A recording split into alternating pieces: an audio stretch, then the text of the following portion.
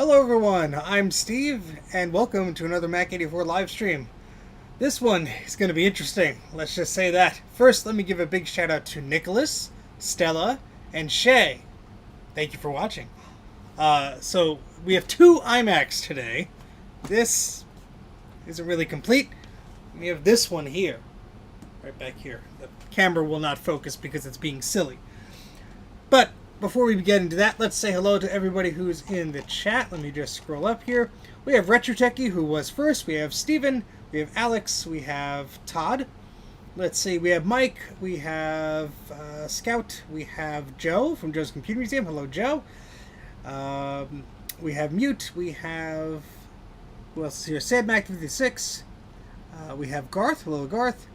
Welcome to Video City, of course. Who else is here? Patrick. Hello, Patrick. How you doing? Let's see. JP. Hey.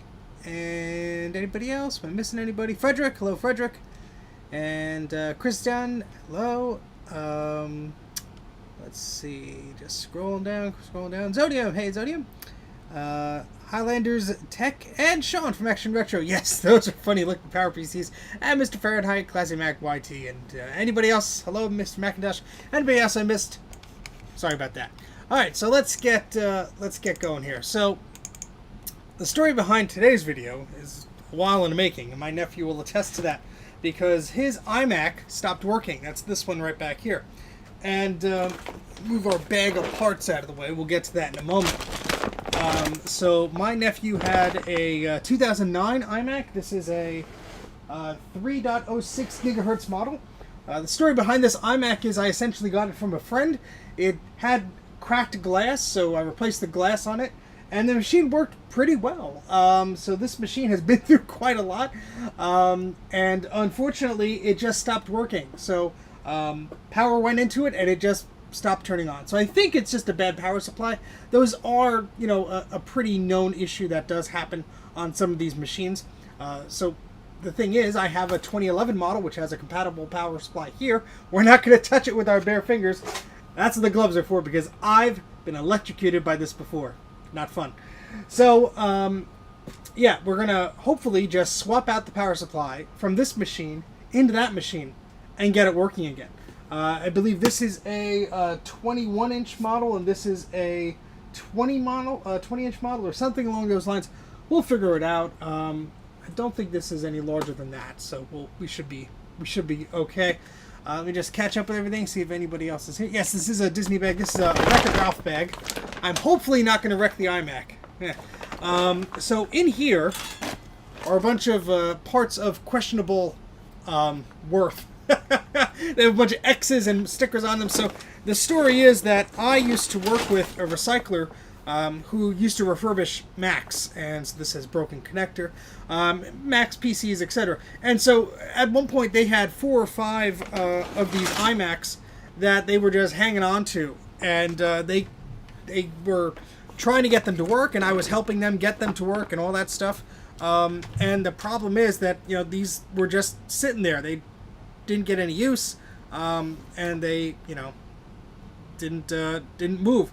So when the guy was getting out of the recycling business, he said, "Do you want these parts?" And I said, "Yeah, sure." So they've been sitting in my garage like this in this shelf ever since then. So there's about 4 in picture there. There's another 1 or 2 elsewhere, but yeah, they've just been sitting on the shelf. So this is sort of my goodie bag of spare parts. I think this GPU doesn't work. Yeah, there was a sticker. Oh no, there's a sticker on this GPU. So this one doesn't work. I have no idea if this one does, but yeah, yeah.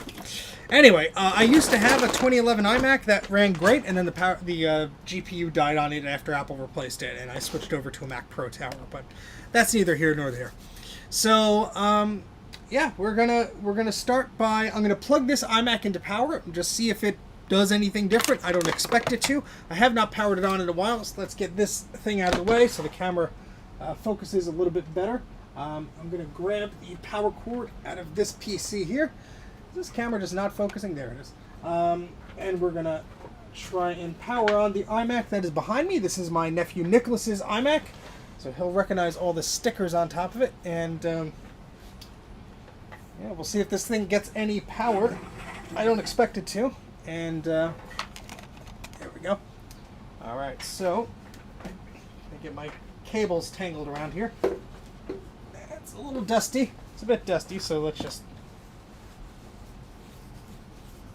get some of that dust off. It's been sitting in the basement for a bit. Nicholas probably knows how long it's been sitting there. All right.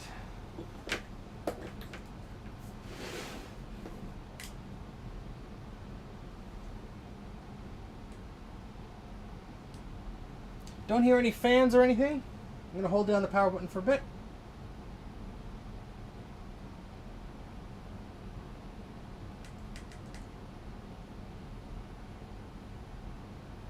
Nope. Nope. So, yeah. I mean, it's a kid's computer. What do you think? The screen's going to be in perfect condition? Alright, so what we're going to do is we're going to bring this iMac on the desk. And then we're going to switch cameras, because otherwise you won't be able to see me. I mean, you don't need to really want to, but we have to do some examples here. All right, so let's where's the other camera? There we go. All right, so now we're on this guy here. These are just gloves I have for handling things. I don't think they would really protect me too much, but I'm going to be using them because there are some, let's just say, zappy bits inside of this computer. Do you not want to get electrocuted? One of my most recent times I was electrocuted was on, he greased it up real good, was on an iMac like this. It was a 27-inch iMac. I was helping my recycler friend, and let's just move the tripod up a little bit. And what had happened was I was swapping out parts to see if I could get the GPU to work. And to do that, you have to basically remove the whole machine and all this stuff. And I zapped myself on the power board by reaching in the back, trying to pull it out, and zapping myself on the capacitor. So, fun times. Everything is a touch screen. Yeah, unfortunately. Yes. What they would do with a black and white television. Alright, so we're going to move this second camera out of the way for now. And there we go. So, yeah, his fingerprints are all over here, but that's okay. So the first step is to take the screen off, and we're going to start with the glass that's on the front of here. I only have one suction cup. I think I have, should be another one here. I could get by with one. I mean, yeah, I have three. How about that?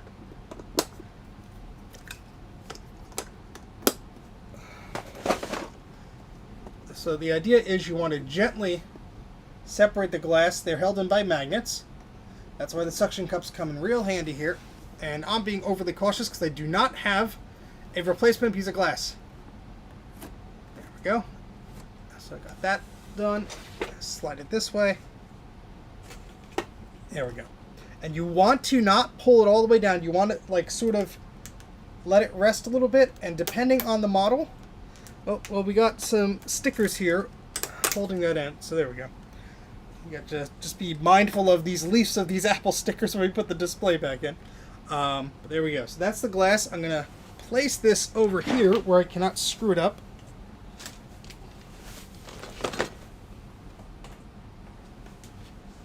Okay.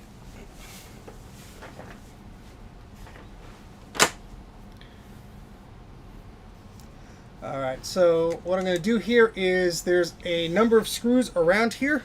Looks like one is missing, but we're going to keep track of these screws by using these little containers because I don't want to lose any of them. I believe this is a, what is it, a T10 or T15? It's been a while. T10 seems to fit, so we're going to go with that. So there are 4 screws on the left, 4 screws on the right. They are all the same. What makes it so fun is there are these high-powered magnets right where my thumb is, right here.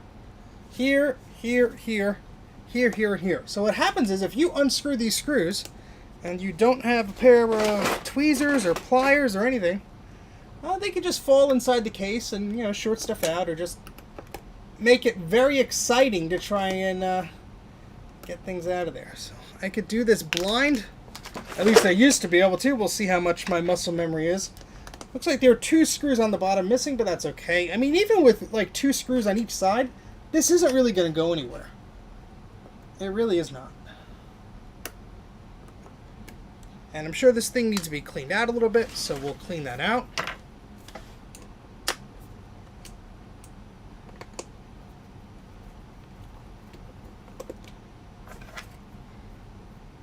So just going to use the tweezers to catch those screws before they fall in. You can see my screwdriver is sticking to the magnet. Looks like the second one is gone. Okay, so we only had 3 on this side. I'm saying this out loud, so if I forget, you guys can remind me. Because that's what you're all here for. Look, see that screw fell? But the magnet caught it right there. How about that? Oh, I'll put a service sticker inside so I remember if I open this machine up again, what date I did anything on it. Alright. That's a load bearing sticker. Alright. So, the screen should be released. Now, this is a little bit tricky because there are wires holding the screen in. So, I'm going to stand up, make sure I don't moon anybody.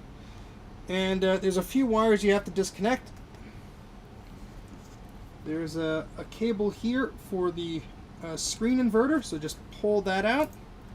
There is a cable here, again, for the screen inverter. Now, this one's on a little clip. This one is very frustrating to just wiggle out there. Come on. Come on. There we go. Then there's a temperature sensor. Wiggle that out. I know I'm blocking all the bits, but it's you'll be able to see it once the screen is down. Then, of course, there's the big display cable, which is always fun because you have to squeeze the sides of that. See if I can do it here. There we go. Display cable's out. And just this little temperature sensor cable. Come on. You be the smallest one. You could be the most pain in the butt. There we go. Alright. So unlike the 27-inch model, there's no big inverter on the top right or anything like that. Okay, so it's the back of the display. We have some dust here, so we're going to just get some of that off. The way the fans are in this machine, they'll just suck in the dust. And yeah, so I'm going to put this display over here where I cannot screw it up.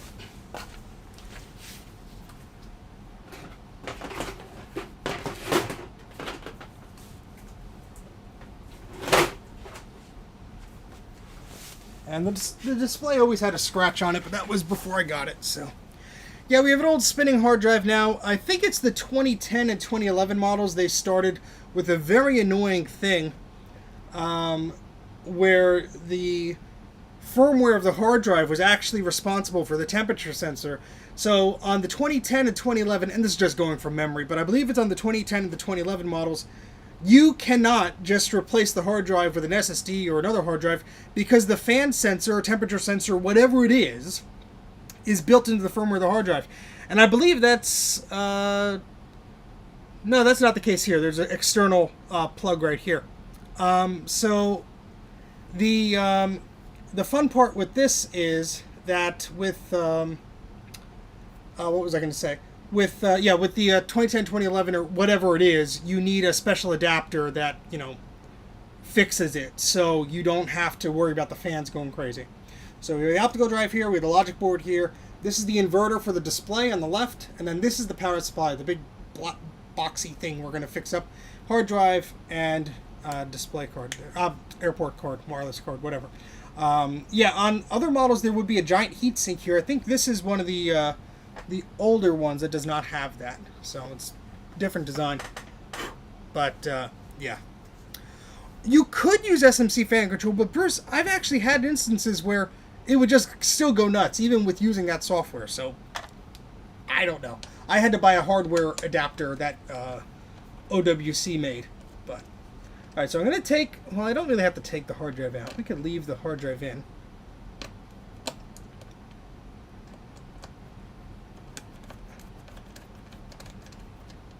Alright, so what I'm going to do is I'm going to unscrew the power supply first. And get my gloves on first. Because this thing might still have stored electricity in there. And that, while entertaining for you, not entertaining for me.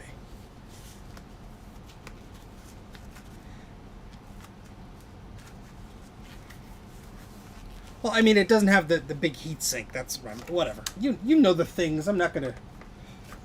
What am I, an Apple service technician? Well, actually, the thing does do the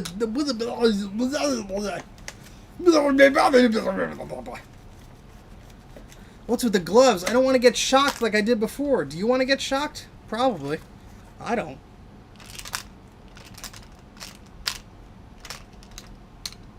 Alright, so the long screw goes in the bottom left. And we should have another screw here. Yeah, being shocked by power supply is not fun. I mean, if you want to, go right ahead. I'm not going to stop you from having fun. Okay, so we have 3 long screws this side, then we have a short one over there. So, I believe this just comes out. Yeah. Oh, that's right. Yeah, it is, I believe... Yeah, there's these little... So the power supply has these little metal grooves where the screw posts are. So just gotta... That's why you probably want to wear gloves, because you have to wiggle it out. So there's a power supply. Fun stuff. So, I'm gonna very carefully undo the main connector here. Now there's a second connector.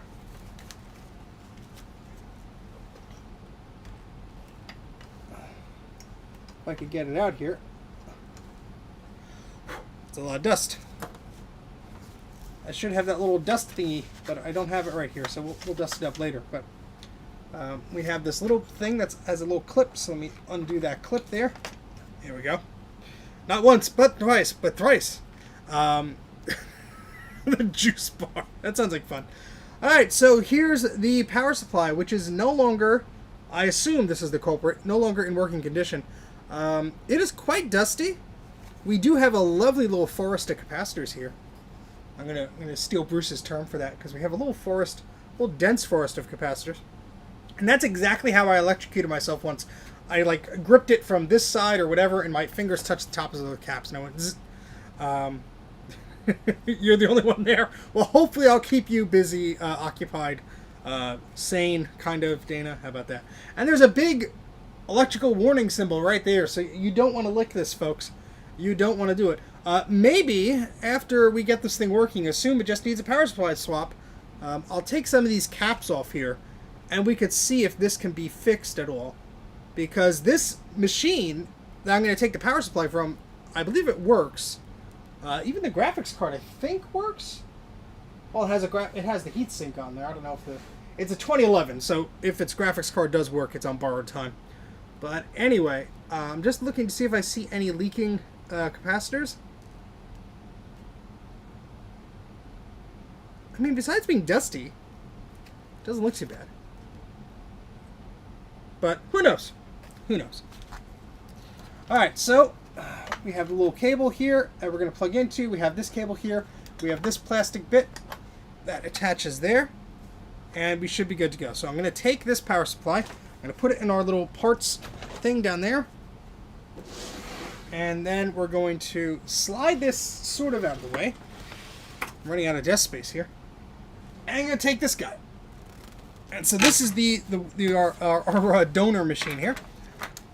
And this has a very similarly looking power supply. In fact, it should be the same or a compatible model. Alright, so we're going to take, that's a long screw out there. And I should probably, let me get one of these. I'm going to put those screws in here so I don't mix those up. And we're going to undo this. And people saying, you're being overprotective with the gloves, blah, blah, blah. That's nice. I don't care. You want to work on things and get electrocuted? I've been there before. I've worked on a lot of these machines before. Not what I enjoy doing. So. It's about to be, Jay. Hold your horses. Alright, so Again, these screw holes have posts, and they are sort of work their way into the plastic here. So we're just going to fish this power supply out as best we can. This one doesn't really want to come out. There we go.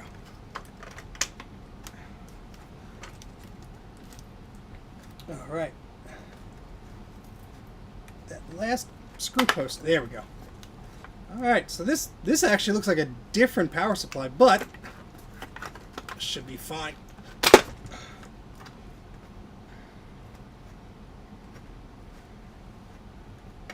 And then we just undo that. This little clip on this wire is always annoying. There we go.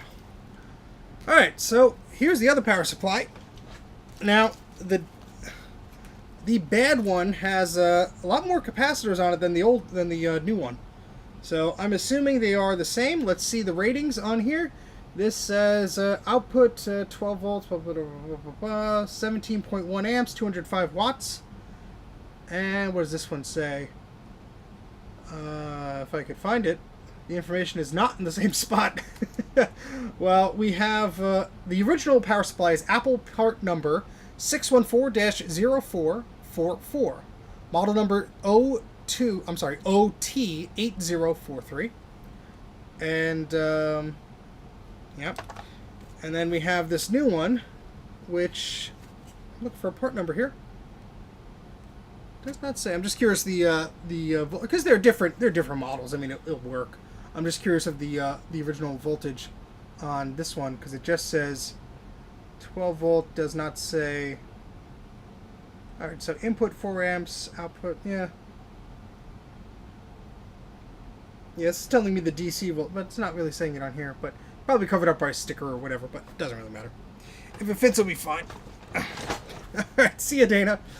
Good luck. All right, so hopefully this power supply will be happy. It worked on the other one, which actually was a Core i5 system, and this is a Core 2 Duo.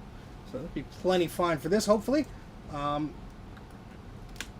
don't know if the rest of the machine is compatible, or I would upgrade this iMac. But for now, while we're just fixing the power supply, let's just fix the power supply. Hopefully that works. If not, we could look into building a new machine out of spare parts.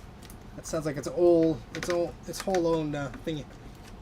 All right, so let's get the screws back in.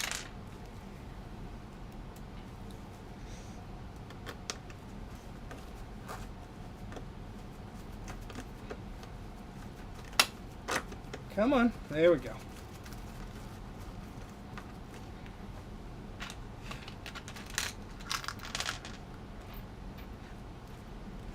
Oh yeah. Thanks, YouTube. You put it back in the wrong machine, you doofus. Oopsies. Oopsies. I made a mistake. Alright, that's how you make a mistake, folks. That's how you make a mistake. I just took it out of this machine. We're putting it back in. It wanted to go home. It wanted to go home.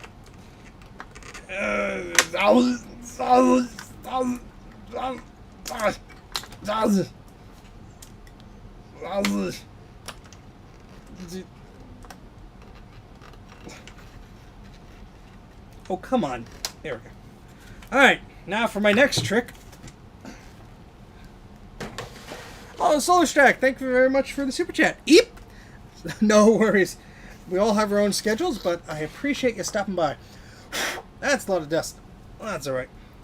Alright, so let's plug this power supply in to the proper system this time.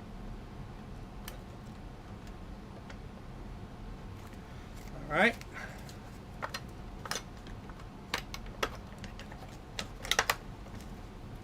Well, it would help if I plug the socket in. I swear I've done this before. This guy's lying.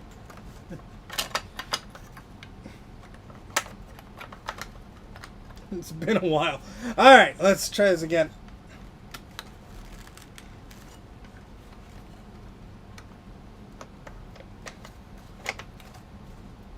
Alright. Give me a like, please. Ow.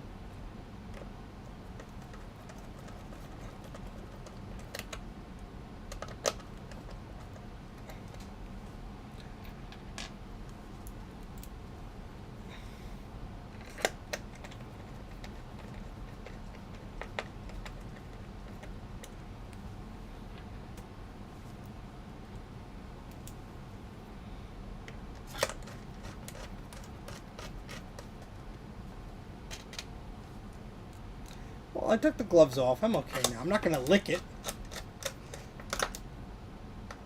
I say that and I'm going to blow up or something. Whoops. As he almost elbows the old computer off the table. Alright, so what I'm going to do is I'm going to unplug the power cord for the hard drive, just because I don't want to stress this machine out. Hey, Trina. We're going to give it a test turn on, see if the power supply has fixed the power problem. Even without the hard drive and the screen connected and all that stuff, we should get some life out of this thing. So.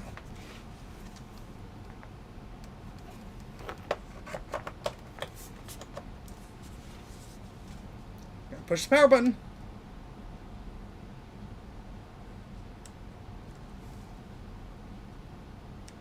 Come on.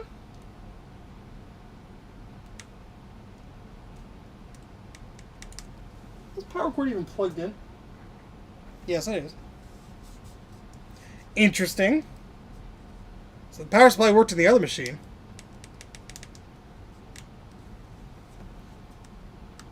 I hope it's not the logic board. That would suck. That would stink. That would be stupid.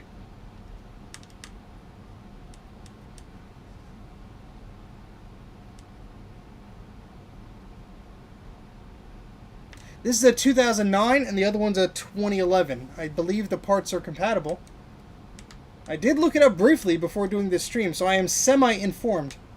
And with this power supply in that machine, it booted right up. So, yeah, I think the power supply works because I tested it in this machine like 20 minutes before the stream. I mean, I suppose something could be wrong with the logic board, but connect the screen. Well, I mean, the screen doesn't have to be connected because I proved that right with this thing. That could be all the Apple stickers. I don't think so. Yeah, there's no lights on the logic board here from... It should be in this area, I think, if memory serves.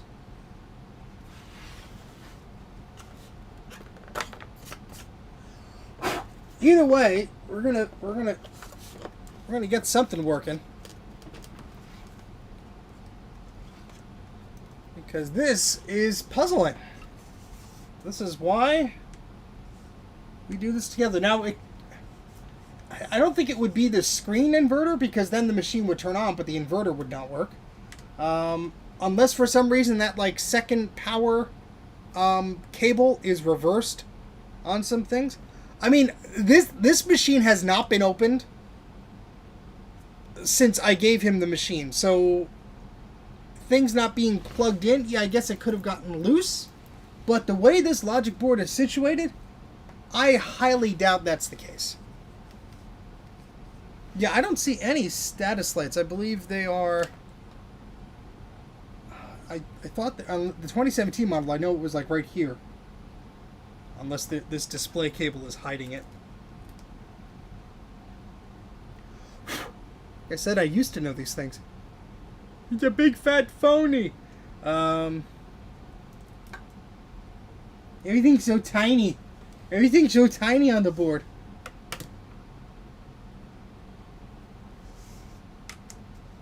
Yeah, I mean, let's see. Give me a second. I'll get myself out of this. Maybe.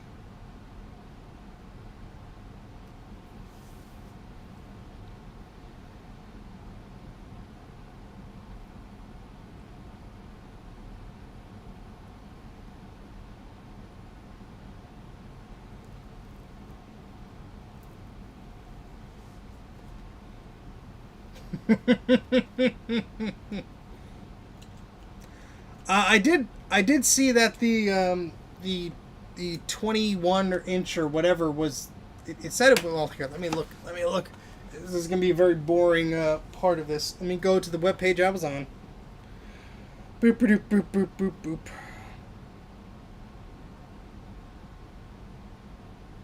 Yeah, so this is a well. This says late 20. Now let's see which specific year this iMac is, because if it's a early instead of a late, that might be a problem. Let me unplug it just for a second.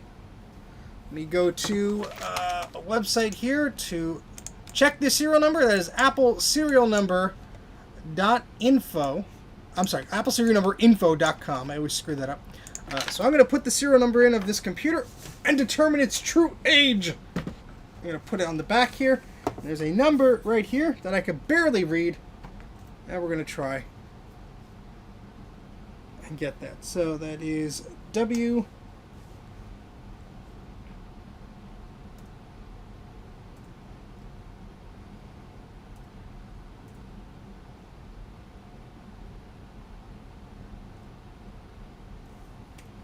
Reading upside down is fun.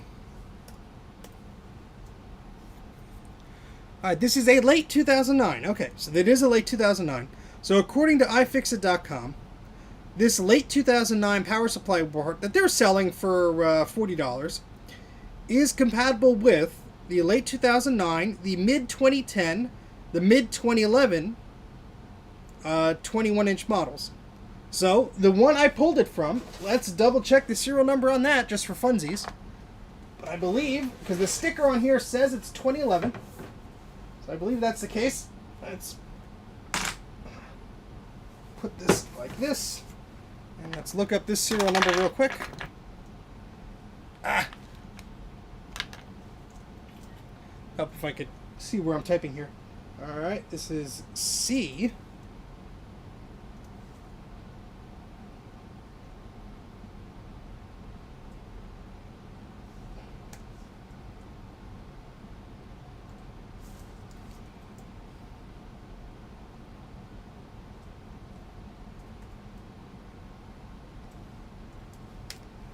Okay, and this one is a mid-2011. 21.5 inch. So they're both 21.5 inches. One's a 2011, one's a 2009.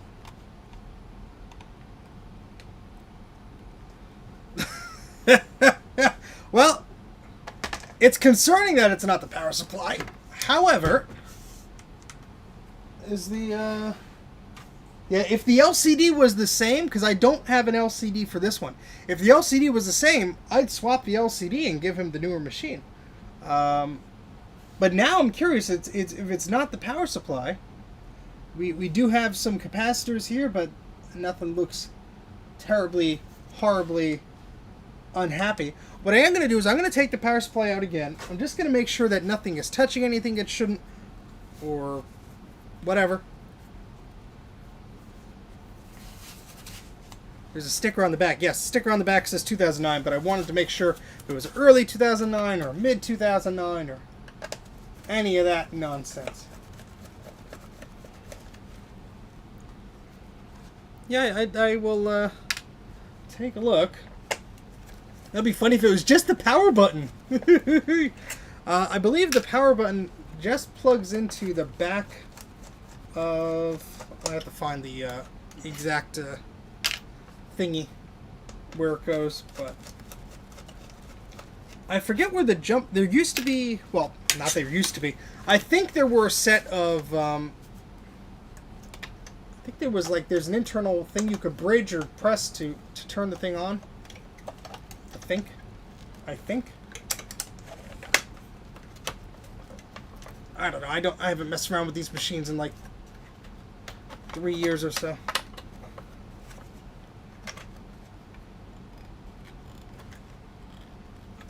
Some pads on the front of the board. Okay.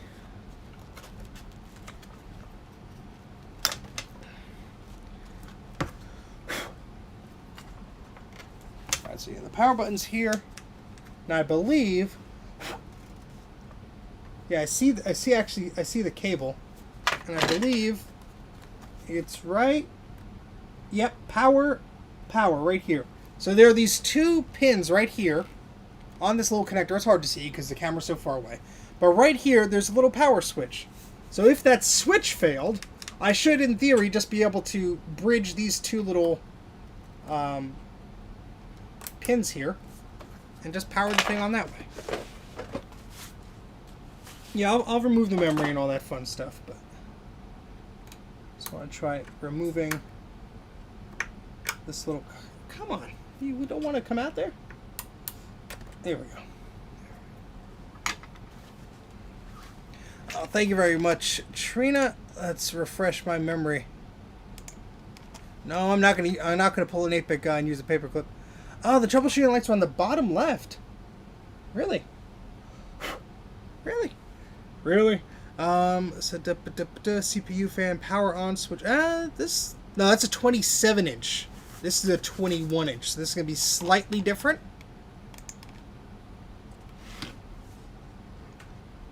Let's just see. I just have to look at the board carefully. I'm sure it's just like staring right at me.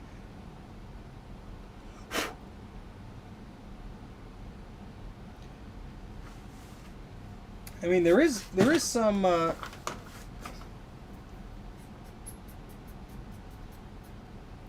was some junk. There's like some little white powdery junk on here. I don't think it's corrosion or anything, just probably old dried up flux or anything like that. No worries, Trina. Bottom right, covered by the tape, can be seen through the bottom hole grills.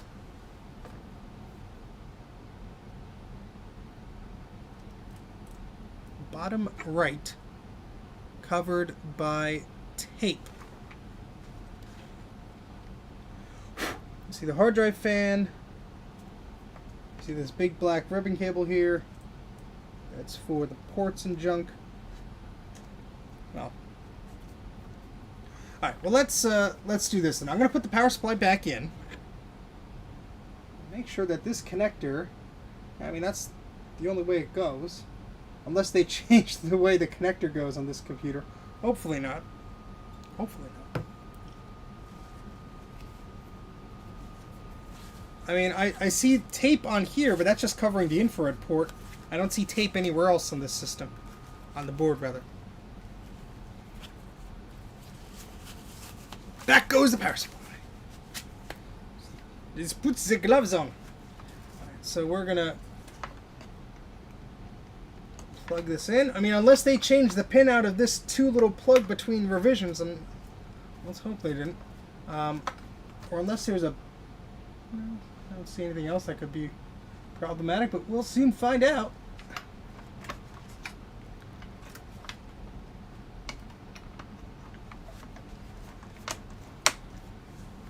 Alright, we're just going to put one of the screws in, just to make sure it's not wobbling around here. Well, I know the power supply works. It turned on the other machine, so... Ugh.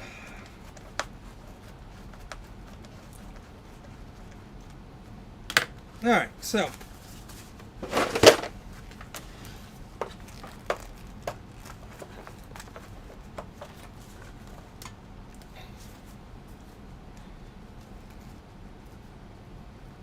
okay. Alright, well, let's try and jumpstart this.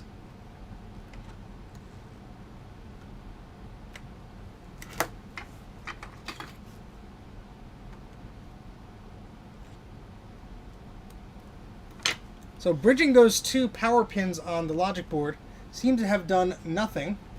I'll plug the hard drive power cable in just in case, just for funsies. Nothing. Nothing.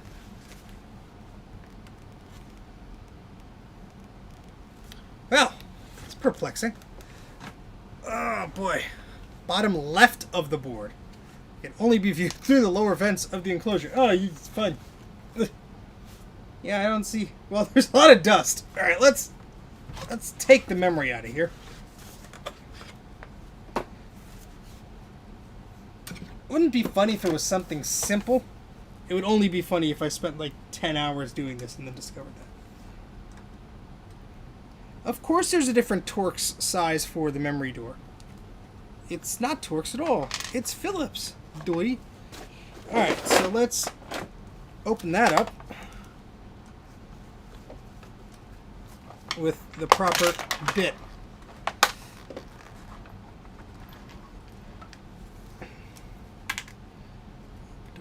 The chat is very tiny, so I apologize if I'm not reading everything. Yeah, I'm suspecting it's not the power supply. That screw does not want to turn. Let's try a flathead. Foolish me, I thought this would be easy and I'd work on to doing like a Macintosh Classic or something. Foolish me.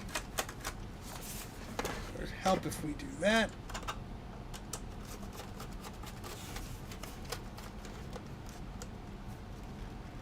Yeah, I shorted the start pins and nothing happened. I mean, this thing is caked with dust. So who knows, maybe something is conducting something and bridging something and not making something happy, but... Oh, there goes the memory door. Whew, that's a lot of dust. Alright, so let's... I believe this has like 6 gigs of memory or something like that. Maybe a little bit more.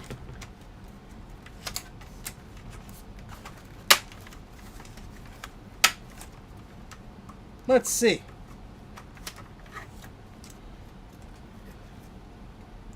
We have 1 and 2, so that's 3 plus 1 and 2. Yep, so we have 6 gigs of memory.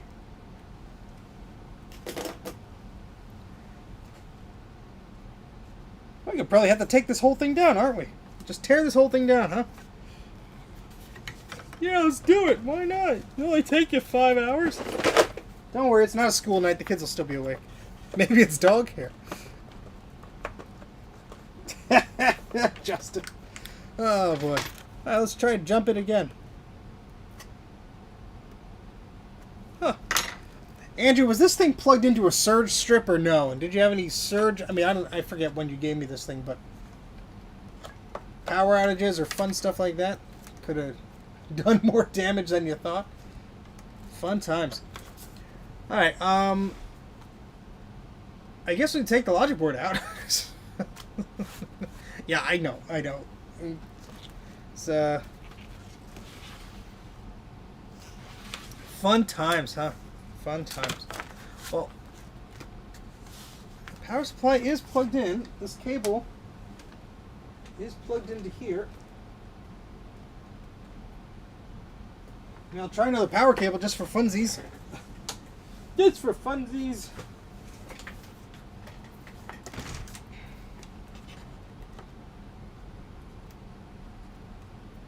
Plug the power button back in. Yeah, I mean, this outlet is running a lot of other things that are currently on right now, so I'd be very surprised if it was the outlet. And I was just using this cord in a PC that's on the desk here to test something, and it was working fine. But you never know. So let's back in.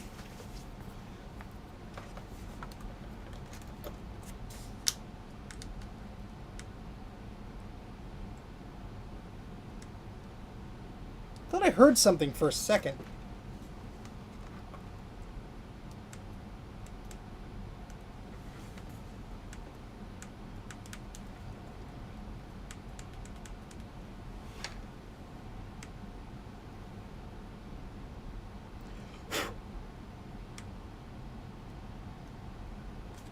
Let me scroll up here.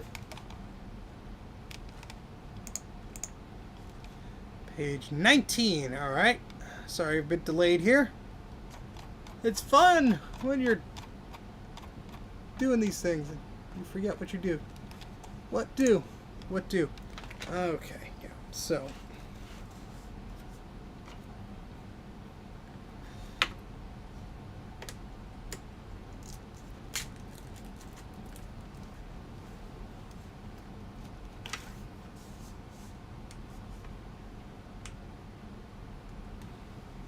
trying to see if any of those LEDs are lighting up, and I see absolutely none. And just to prove this power cable works, and to make sure I'm not going insane, we're going to plug it into my soldering station and turn that on and wait for a second for it to warm up.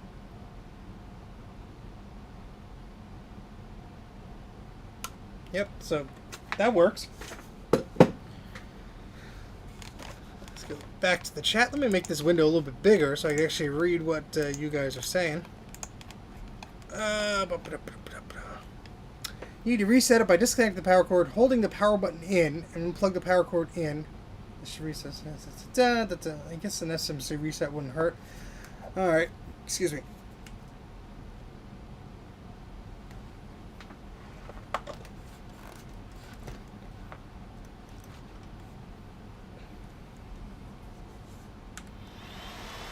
look at that. SMC, baby. We have fan spin.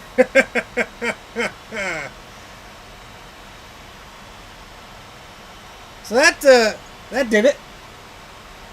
It's very unhappy. So we're going to turn that down.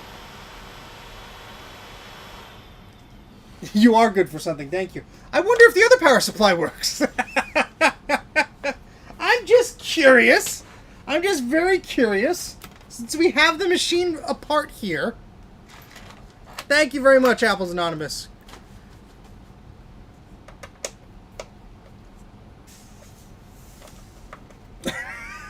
I'd be angry too if I didn't have a screen on me. For science! Because we all know what happened last time when I tried to double check if something was working or not. I broke it even further. But I don't think that's going to happen this time.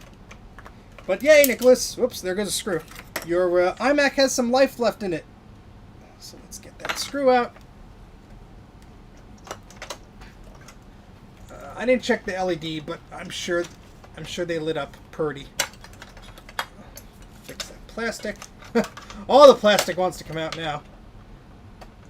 Let's put that back, and we definitely do not want to lick these capacitors now, because that would be an electrocuting experience.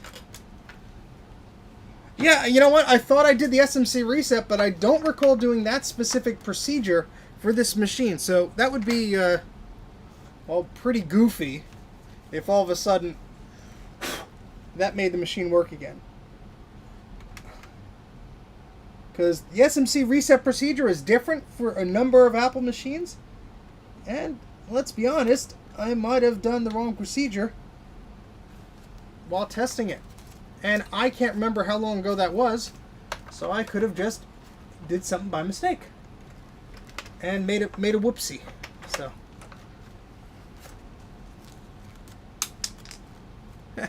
that screw just went flying. How about that? Thankfully, if you want to magnetize your screwdriver, it's probably magnetized by the magnets that we're holding the display on. So let's just put one screw in here. Make sure that thing doesn't fall out and go sparkety spark spark. And let's try testing this again.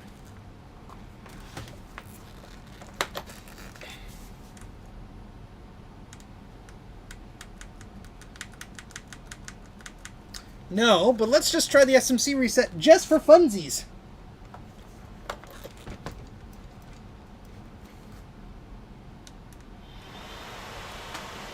So look at that. Well,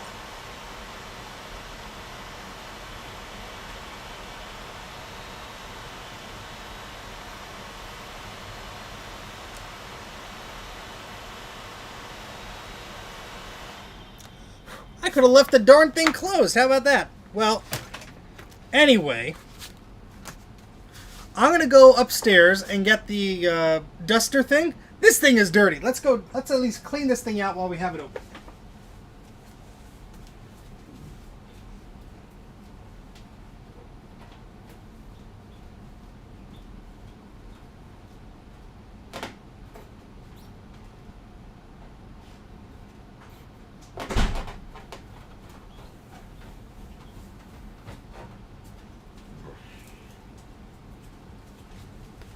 So at least I know I have a spare power supply. Yeah, let's test it if it's going to power normally without the SMC reset, because would that signify that the little coin cell battery is defective or something, Jay? Or do we got bigger fish to fry?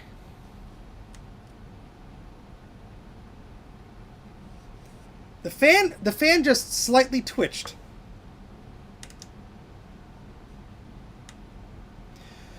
This is interesting.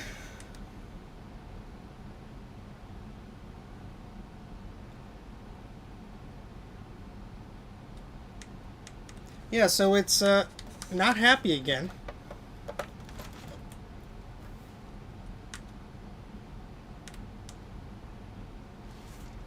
Unplug the hard drive. I don't want to keep spinning that.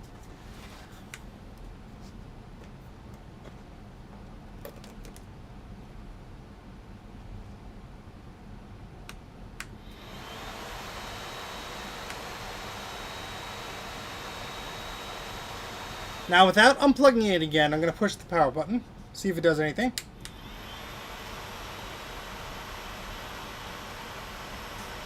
So it seems like if I do the SMC reset, I could turn it off and turn it back on.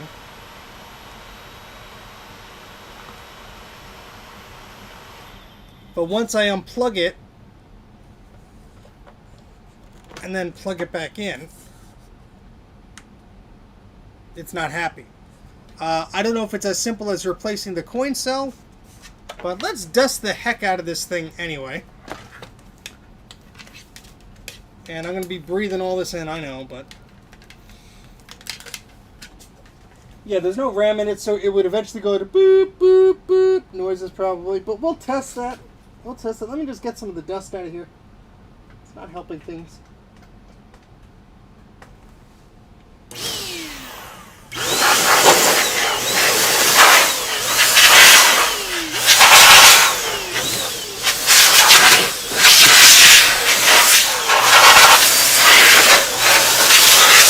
Sorry about the noise!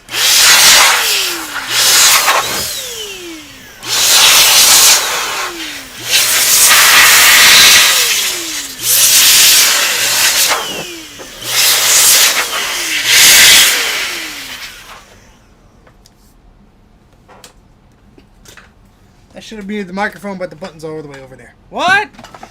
Alright, so PSU may still be worn if it doesn't like the jolt when it gets power connected. Alright, so since we know that this power supply has had a hard life and that it does produce some power, I am very curious. Let's put the quote-unquote new one back in. Because if that will make it work without the having to reset the SMC and all that stuff, then let's just leave that one in there. And then at least I know I have this power supply to test with the other board, and I could deal with recapping it or replacing it. I mean, it's probably just going to sit on a shelf anyway, so.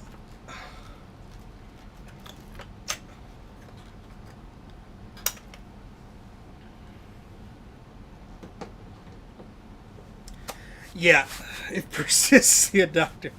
Alright, so here's the newer power supply because it has the brown capacitors on it. So that looks a little bit different. Plug that in.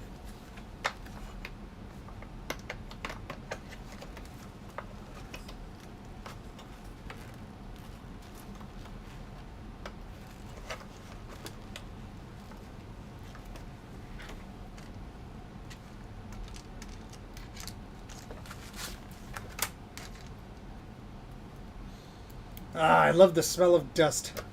No, I don't. It's not good. Alright, so let's plug this thing back in. We're going to probably have to do an SMC reset.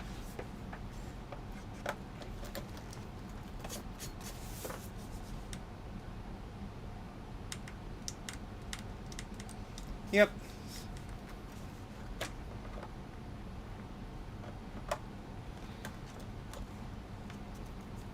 That's fine.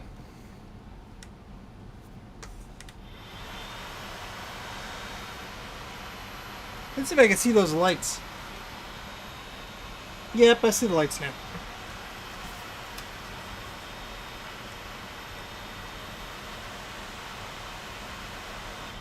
So I'm going to power down the machine. I'm going to power it on again.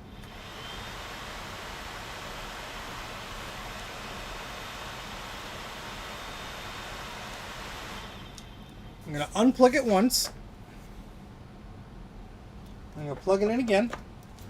I'm going to see if it powers on. Nope. Still not happy.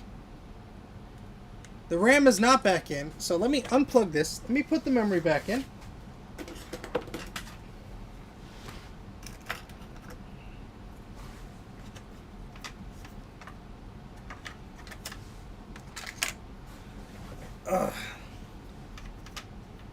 Yeah, we're not done yet, so don't worry. Please enjoy the view of the back of my head for a while.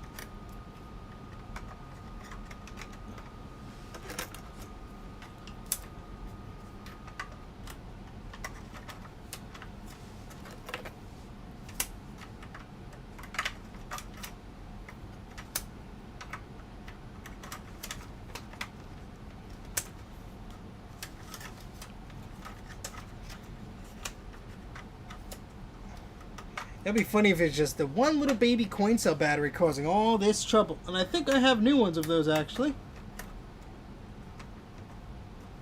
Because I bought some for my car keys. If it takes the same one, that is.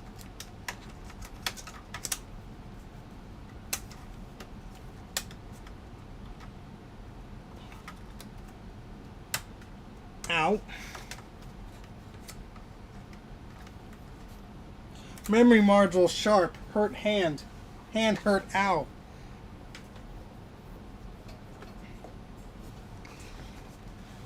Alright. Let's plug this guy in again.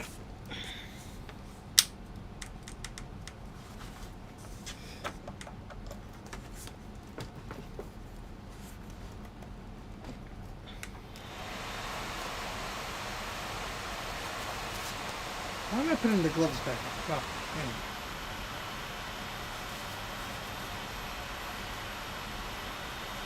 It is very unhappy.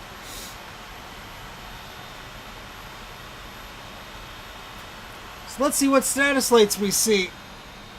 We see one light. That's all I can see. Aren't there supposed to be like 4 of them? I know one's for the graphics, one for the display. I'll just leave it on for a while.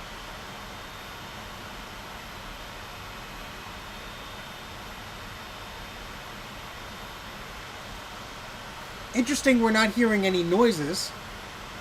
There are 4 lights!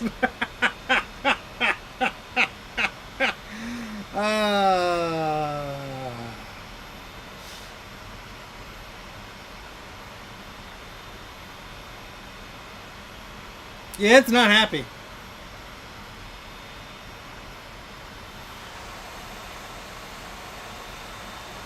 Plug ye old keyboard in.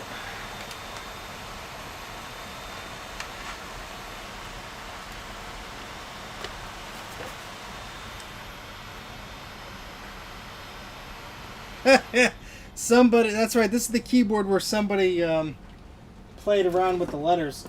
So the P and the R are not where they should be. They put it in alphabetical order because they are insane. Where's the R? There, 1, 2, 3, 4. So it's the J and D keys. That makes sense.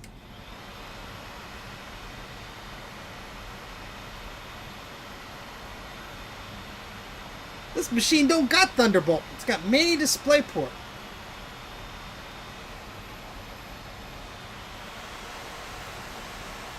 That did a whole lot of nothing. Oh, that's right. You have to hold down Command and Option. This is a 2009.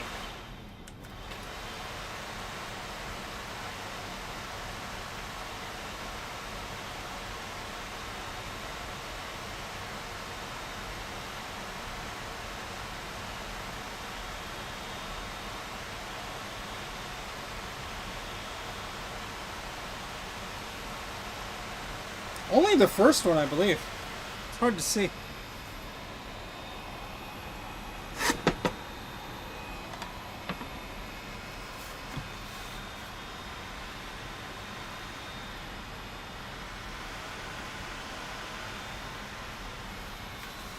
Yeah, I only see the first light.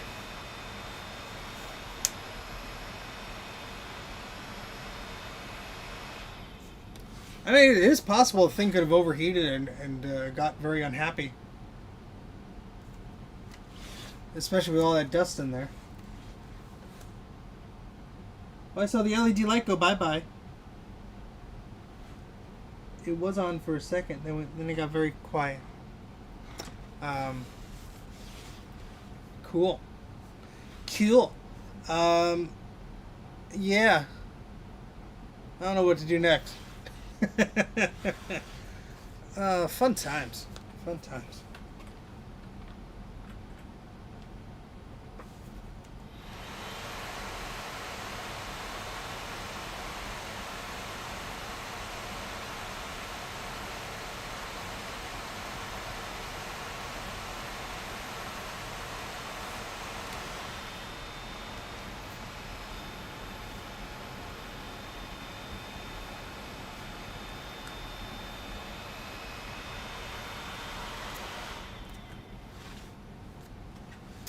Here's a thought. It's a crazy thought. Oh, that's right. The resolution might be different. Because I was saying, I understand that the keyboard connector on the 2009 and the 2011 are different. However, I'm thinking if I could get the 2011 to work, which it may work fine, if I could use... I think I have a display for it in the garage, but the display has scratches and everything on it. I'll replace the coin cell and everything, but I'm just thinking out loud. If the ribbon cable on the back of the display can be swapped out with the ribbon cable on a 2011, and so I could use the LCD panel from a 2009 on a 2011, I don't know if the resolution would be the same. It might be. That might be a way to go. All right, so where the heck is the coin cell on here? I see the infrared. Is that still buckled in right there? Yeah, it is. It is. So let's... the LCDs are different. Funsies! Let's unplug the computer first.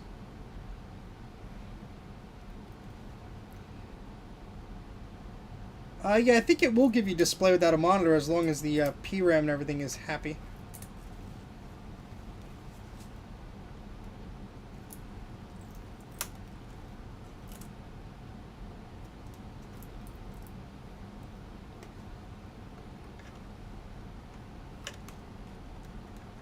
You have to squeeze this a certain way to get it out. Oh, it's been a long time. There it comes. Well, that's just the infrared guy. I thought the button battery was right behind it. Well, it shows that I know. It's been a while. Let's put you back there. We didn't take you out. We just put you right back in there. Right behind the Apple logo. With your little fancy grounding mechanism. Now, because I'm not bothering to look at a manual, because I have you folks here. Let's see where that PRAM battery is. So don't tell me it's on the other side of the board. Yeah, I guess I need to get an adapter. Which, easier said than done.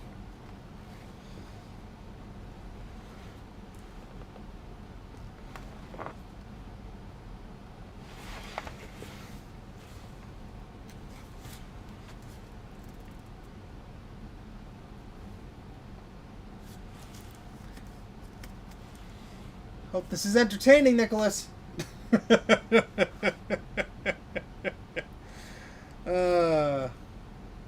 Yeah, I forget which graphics card this has in it. Obviously, it doesn't have a heatsink for one.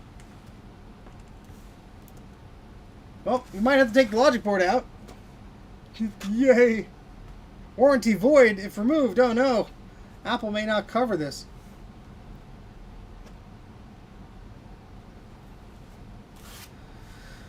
Oh boy. Alright, so just looking at all the thingies over here.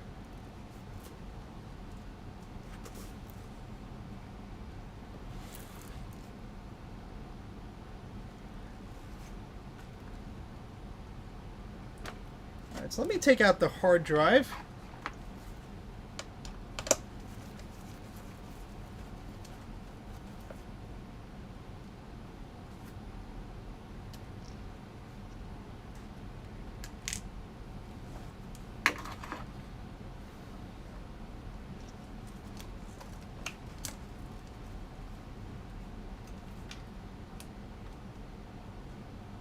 Yes, the memory is in the machine. Might get easier access to that fan, but that's about it. I'm really forgetting where the PRAM battery is on this thing. Ow. CPU fan, power, temperature sensor. Yeah, you actually used to label things on the logic board here.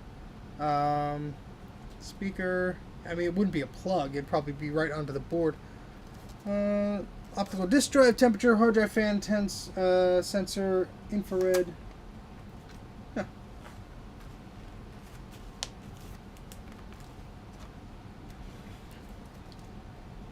Yeah, I mean, I've tried it without the memory and with the memory, and it seems to do the same thing. So, I mean, I'll pull some of it out. No sense in having all of it in at this point. This might have been the educational model, which is why it might be lower powered than its brothers or sisters. So keep that in mind, folks. Apple always made a cheapo education model for the iMacs.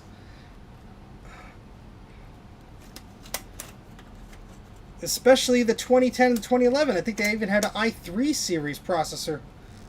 When they moved to i5, the education model was an i3. I'll just turn it on again, just for funsies. You know, let me get that display adapter. It has to be around here somewhere. So you guys take a break. I'm going to put on the be right back thingy just for a second here, if I can click the button, and I will be right back in a moment or two.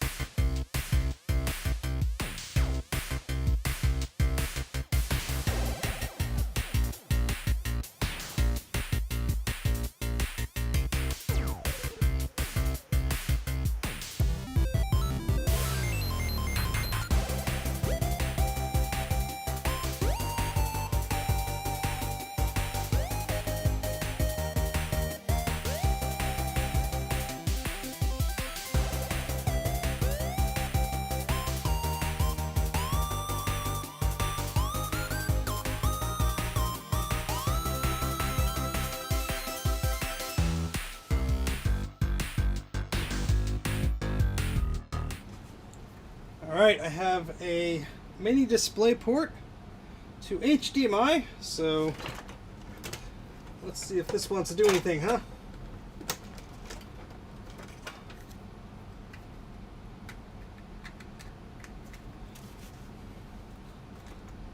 Switch this display to DVI mode.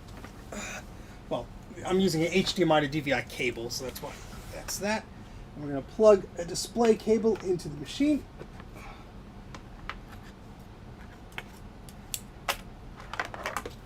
Well, this very simple repair just turned out to be not so simple. Well, let's see what happens. So we don't have a hard drive in it, but let's try this out again. It's going to need that SMC reset again. Fun times.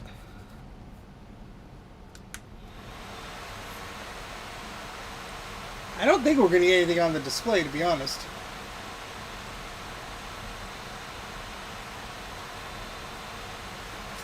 Let's just double check all the cables are plugged in there.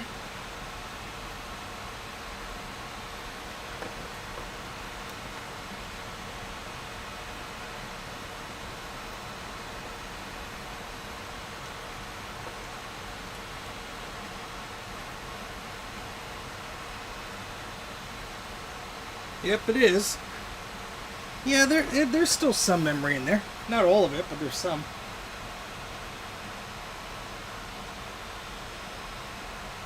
Very strange. Now, I do have a 2008 model and some other iMac, but I don't think it's the same.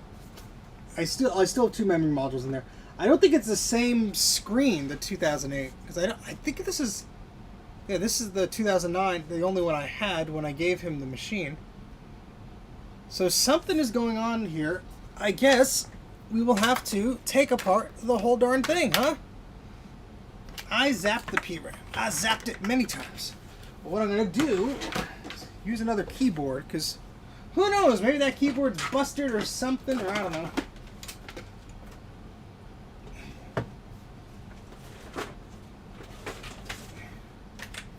Use this other keyboard, which looks suspiciously like the other one. Yes, no chimey, yet not happy. It's very sad. Very, very, very sad little iMac here.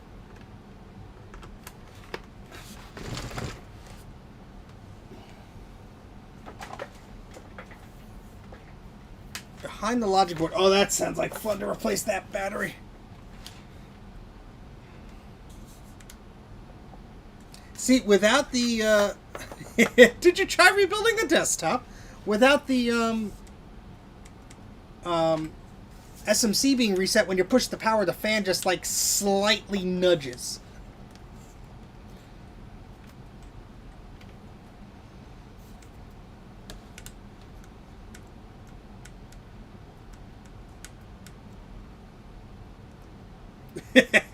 Bruce is just being silly. Yes, my nephew lovingly put all these Apple stickers on the monitor, on the chin of the iMac. Oh, come on. Go back on. Now you don't want to turn on at all? Someone's being cranky. Yeah, bless the system folder.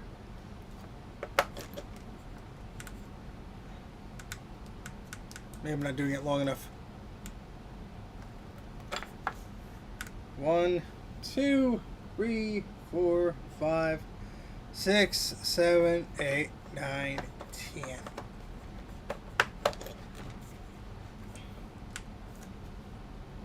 Really?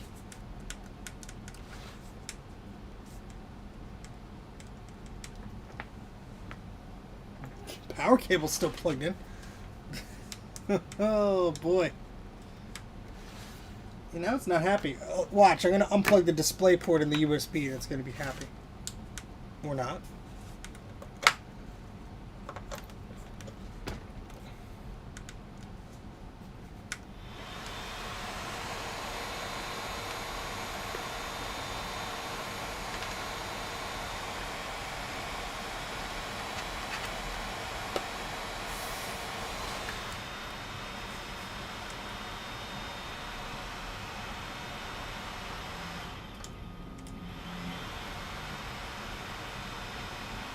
It's just interesting because the fans just turn on like full blast. They have no chill. They're just like, ah! The PRAM's not doing anything. This machine is just, it doesn't care.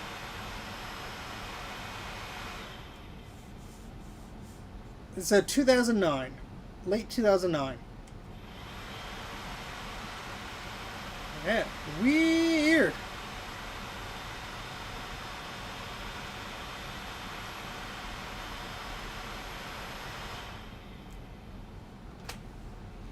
Yeah, I mean, there's a lot of interesting things going on. Unfortunately, I do not have a spare logic board for this, I don't think. I don't have a spare screen or the glass for this 2011 model. Let me just check on the other side of the basement, see what other iMac I have. You could look at this beauty for a little bit. And in fact, let's turn it on again. Let's just see if the screen comes on. Why the heck not? I'll be right back.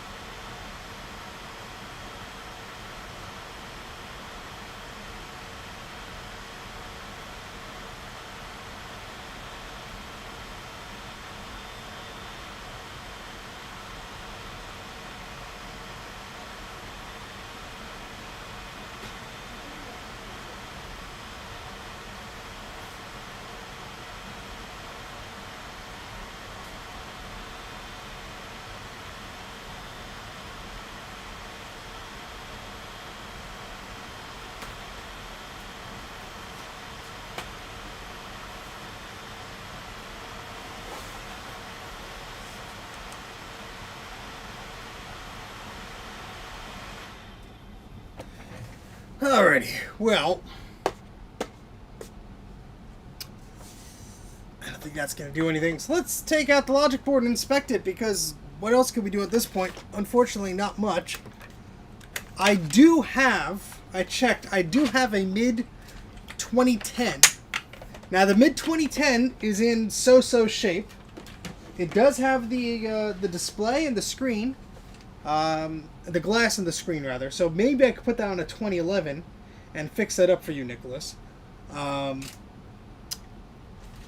do have a 2008 or 2007, so that's an older one. Don't want to give you that. But your data, all your information, all your pictures, or whatever you had in your computer, that's safe. Don't worry. But we're going to take the logic board out. And we'll remove that battery that's on there. I mean, who knows if that might be the issue. But I'm going to have to pull up a guide or use it on my phone, because I haven't taken apart the logic board of these things in quite a while. So let's go to our good old buddy old pal on iFixit.com. Make sure to transfer the stickers. The stickers are what make the computer go. And we're going to go to iMac here. And we're going to go to iMac Intel. And this is I believe it's a 21.1. And it goes by EMC number, because why wouldn't it go by EMC number? The number that I never remember for any of these machines. EMC 2308. That's the first one here. Let's prop this guy back up. It'll fall apart eventually.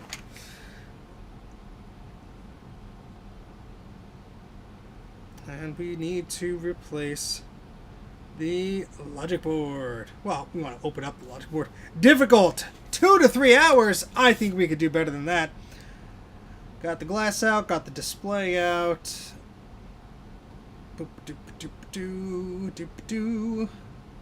They want us to remove the power supply again. Gloves on! Gloves on! Gloves on! Gloves on!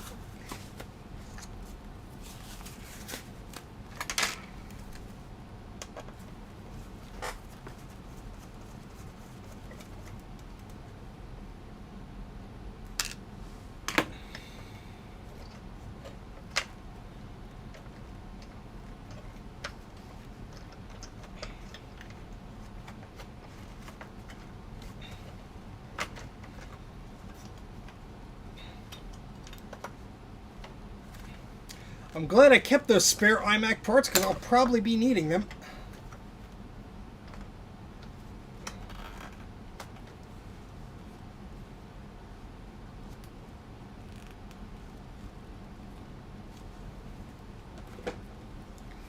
Optical drive and infrared board is all you got left to do. Okay, so let's take out our good old friend, the infrared board again.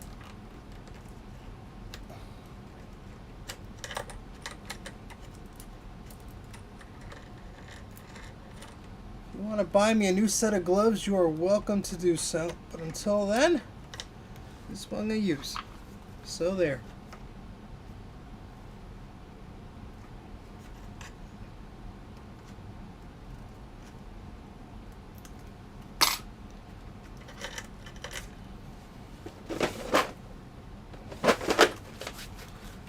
Come on, you little guy. You're not gardening gloves.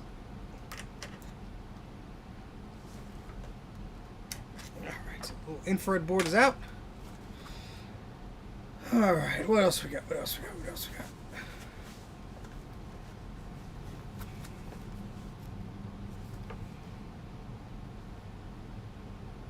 Alright, so we need to remove some of these cables.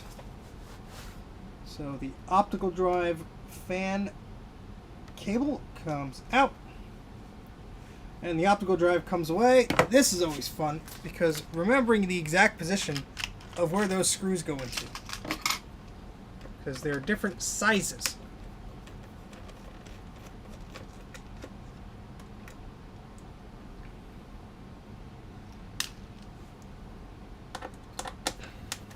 At least on the 2011 they were.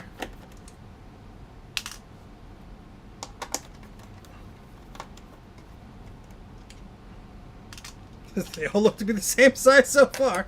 Sure, Steven, just make a fool out of yourself on the YouTubes. And there goes the screw. Thank you, magnetic thingy. Alright. So we'll take the optical drive out. There's still a cable connected. You have to wiggle it out and pull it out this way, but I need to disconnect this cable first.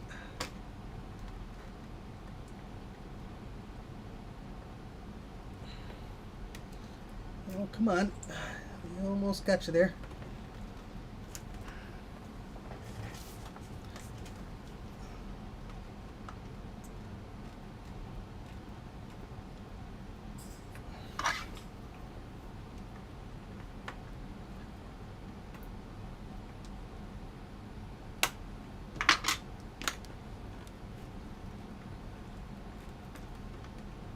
Oh, come on. What am I following wrong?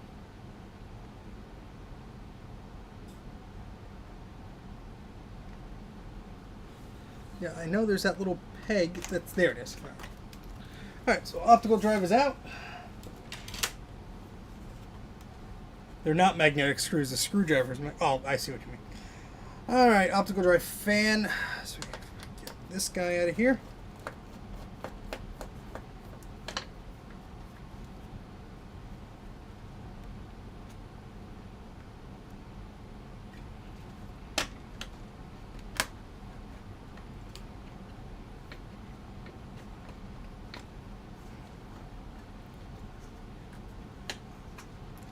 Cable was keeping this in there. There we go.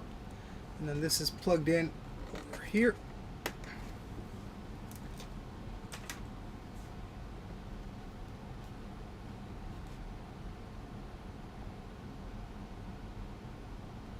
Thank you very much, Jay.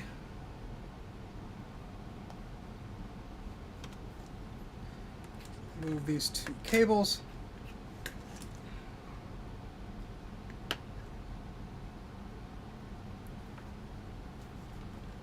Audio port.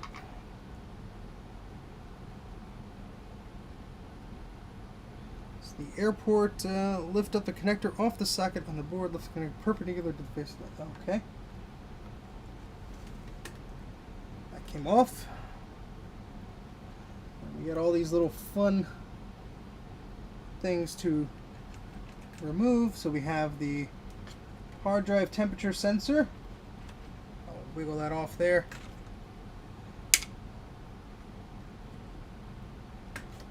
Drive fan, microphone, another temperature sensor,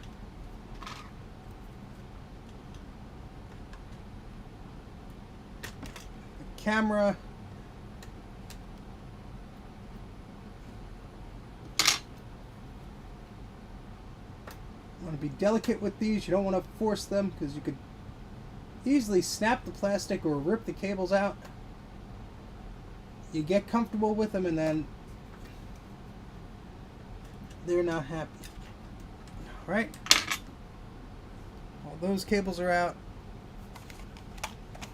Sorry this is not as straightforward as I thought it would be, but and all the screws just fell into that bag. Well, at least we know where they are.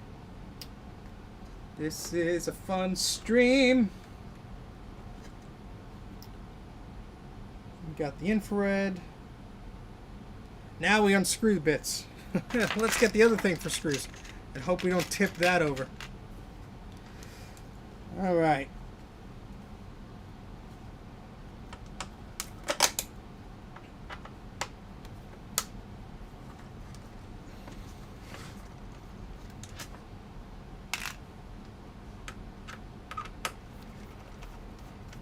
I should get another one of these things. Hold, please.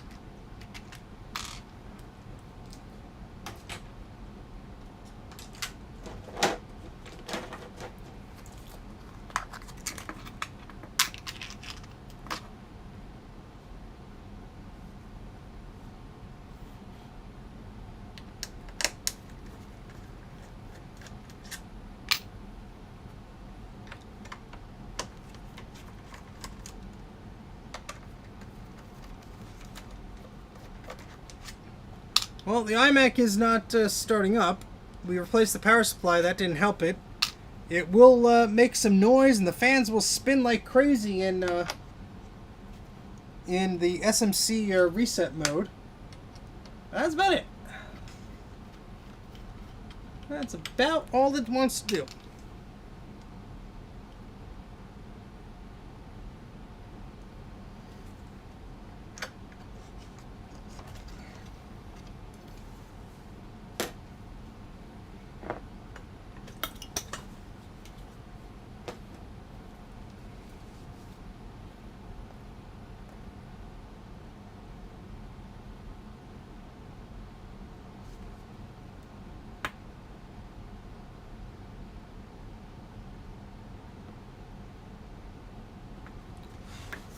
We should be able, in theory...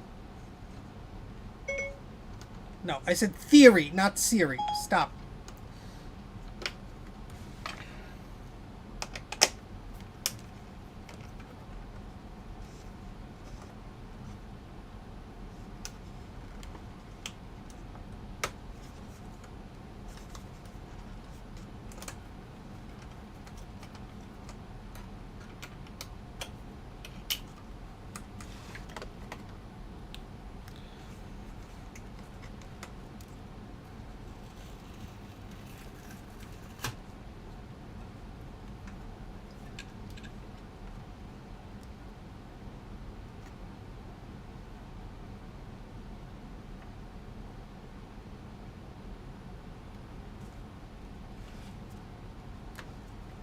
We're just lifting the logic board towards us now. Look at all those pretty things.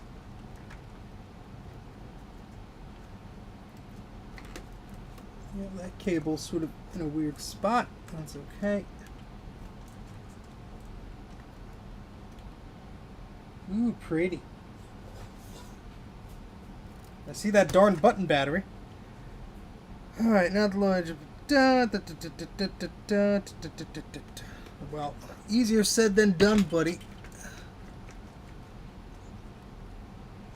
Yeah, let's get some of these cables out of the way. Do you need the memory removed? Well, if you do, let's just do it anyway. I still got this cable here I didn't remove, so let's remove that. And now it seems a little happier.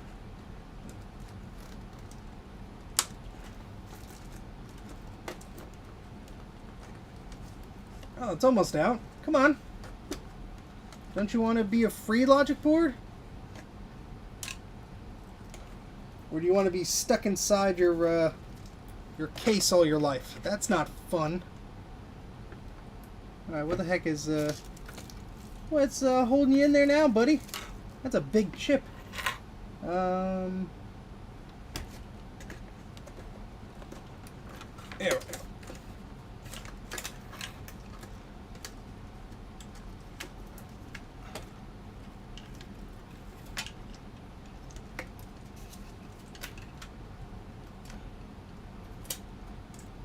Something is still hanging onto the back. Okay, yeah, that's the power cable and such.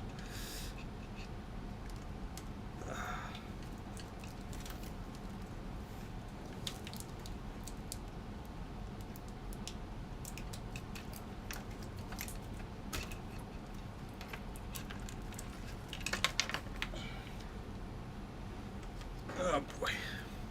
I'm trying to get this power cable off because there's a big clip here.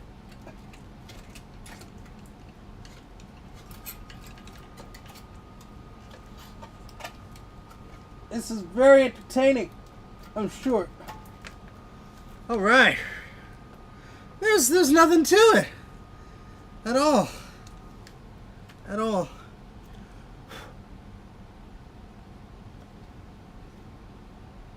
Yeah, how about that? All right, so there's your computer. There's your problem there. I'm gonna take a look at the battery. So let's put this down here and let's move this case behind us somewhere. And There goes a memory module.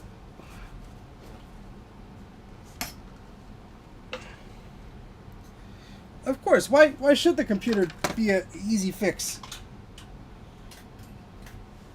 Why should it?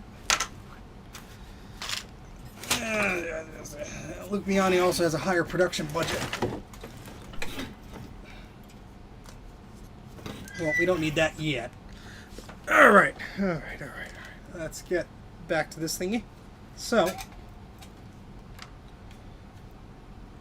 I'm going to take that battery out and we're going to measure its voltage. I'm just looking on the logic board here. Other than dust, everything seems to be okay, but I think this... yeah, I think the CPU was socketed on this. Yeah, so technically... technically we can replace the processor if we have to. Let's keep the language PG here today, alright, fellas? Thank you. Alright, so let's test this battery.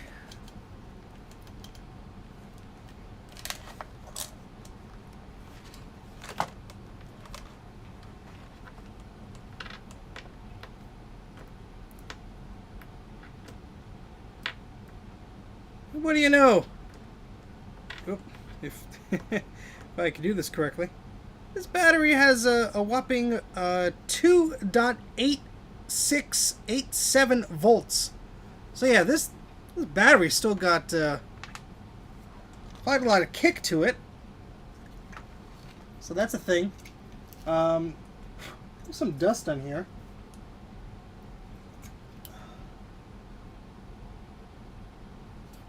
So it's interesting where the let's switch cameras here. Where's the other one? So on the board, this is where the power plugs into here.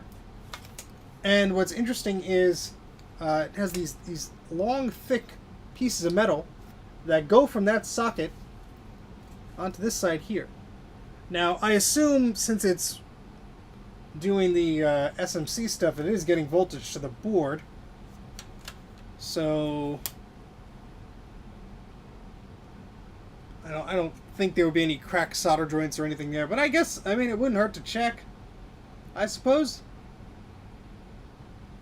They all look okay, but under the microscope things could appear differently.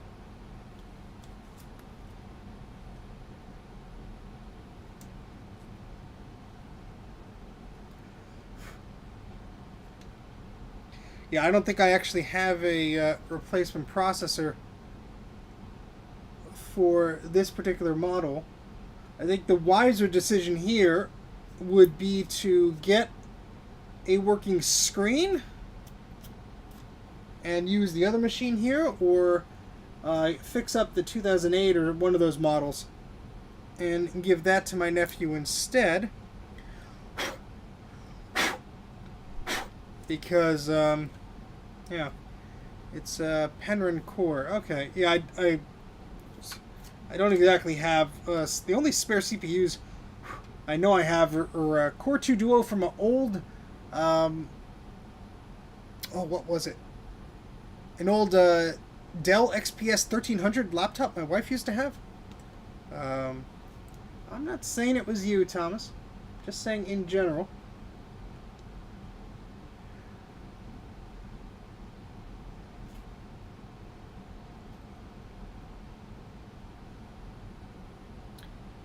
We have, see, 270 microfarad, 16 volt capacitors. They all look happy. And this one's a bit tilty. It looks fine. Unless this guy leaked here. Let's take a look under the microscope.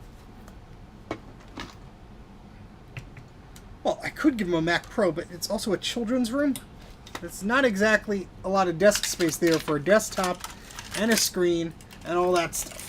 So there's a reason why an iMac is a good choice.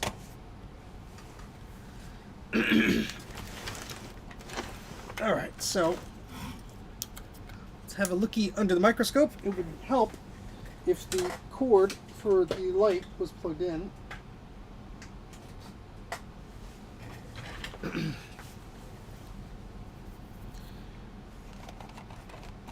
Alright, and let's see if the microscope camera wants to work today. Of course it does not, so we have to unplug it.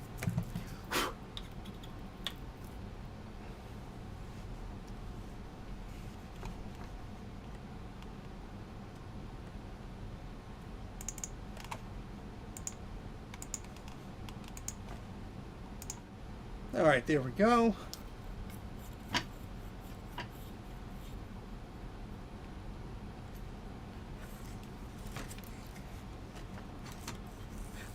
Is a very awkward shaped board.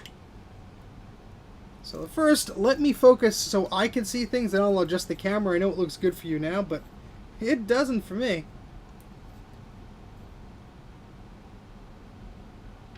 Alright, so let's adjust it for you folks at home. There we go.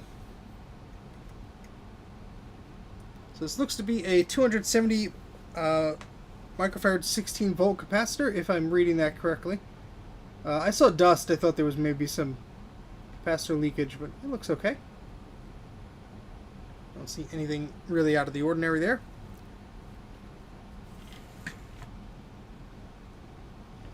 So this is the GPU.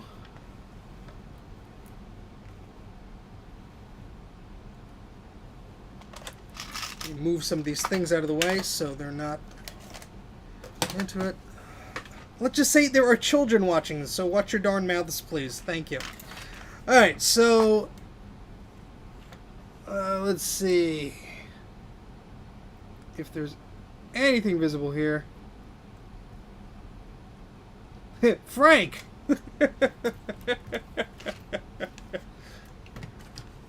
And what's your computer's name? Well, my computer's name is Frank. That's my computer's name.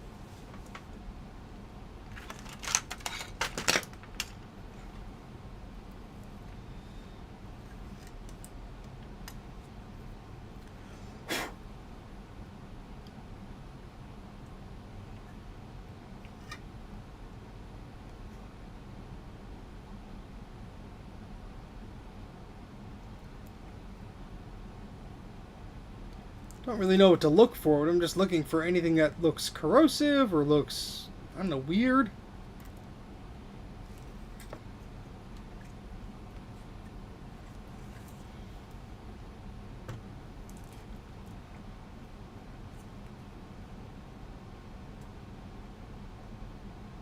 Bunch of resistors, bunch of little capacitors.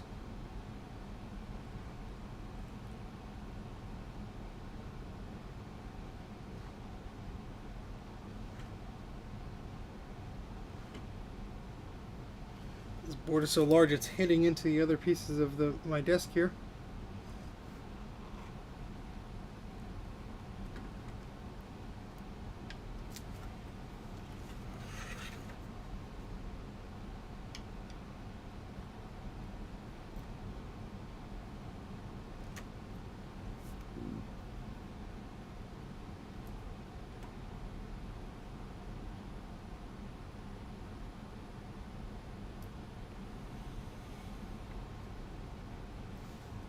Sure, Trina.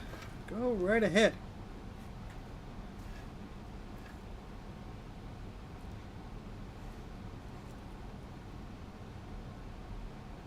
Realtek? What? Apple used different companies' chips on their machines? I feel like I've been had.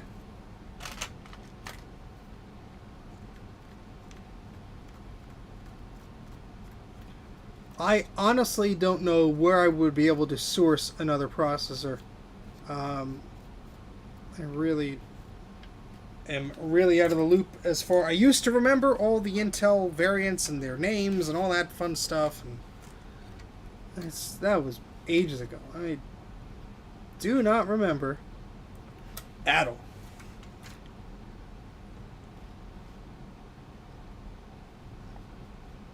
But even if we cannot get this fixed today, Nicholas, I will keep trying, and worst case scenario, we swap out this computer with something different. How about that?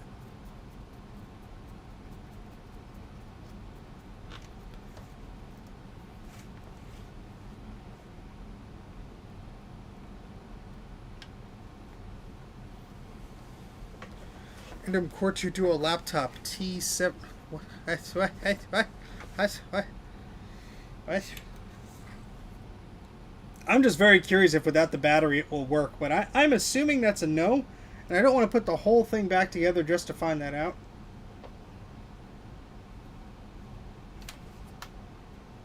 I mean, I guess we could take the CPU out to no. I mean, what would that solve? Absolutely nothing. Absolutely nothing, Steven. Oh, here's the capacitor that's put on a little crooked. You see that it's at least a little plastic guy. I mean, it's soldered on there, but this little, what's it? There's a lot of dust around here.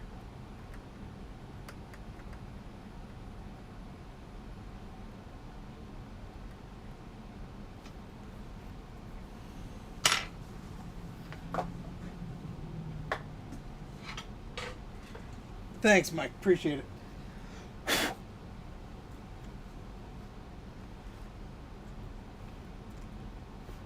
Let's just say I'm more attuned to the beige machines than one of these newfangled fancy computers.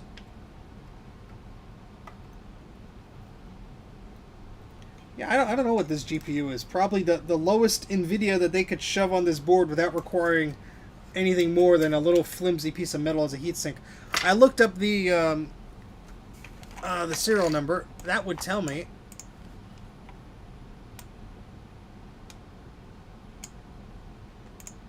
Let's see. So the previous one that I had open was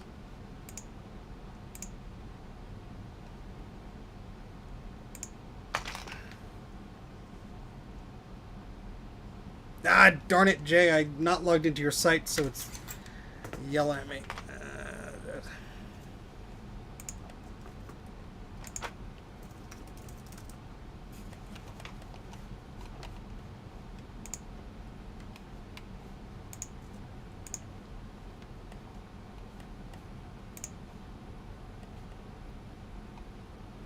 Alright, so this particular model is a Core 2 Duo from October 2009. And it has an NVIDIA GeForce 9400M graphics card with 256 megabytes of shared memory. Or it has an ATI 4670 graphics card with 256 megabytes of dedicated memory. So either or. Either or. Mac Plus. I don't think Nicholas would like a black and white screen. I don't think so. And a floppy disk drive. But anyway, it's getting pretty late here. I don't think we're going to make too much progress with this, unfortunately. What I'm going to do is I'm going to put Frank, or rather our logic board named Frank, back in the machine without that battery there. And just to see if we could get any difference, but probably not. Alright, so let's switch our cameras back. Maybe, kind of. Hi.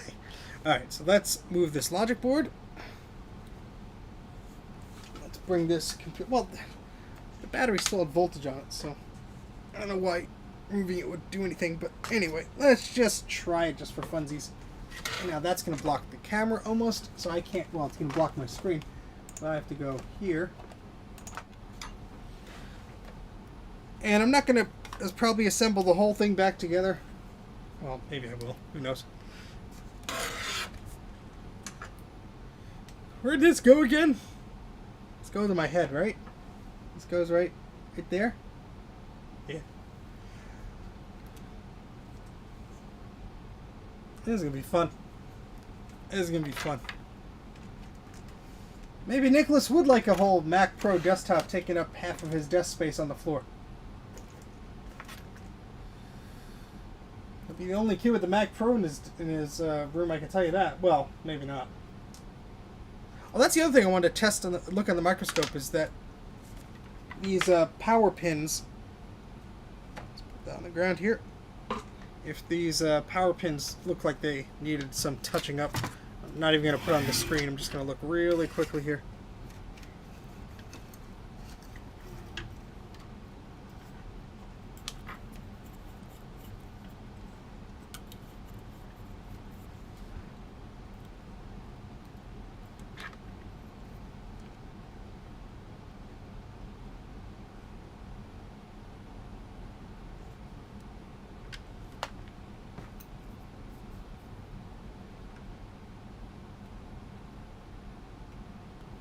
There's some old flux on them, but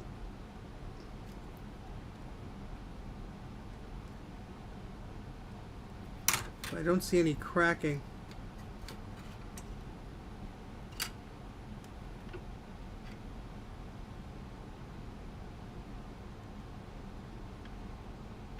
Yep, that looks okay.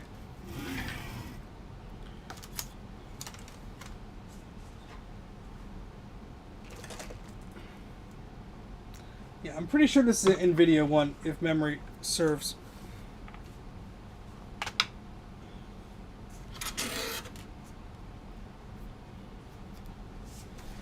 So now the fun part is to put the logic board back in place without all the cables like in the wrong spots.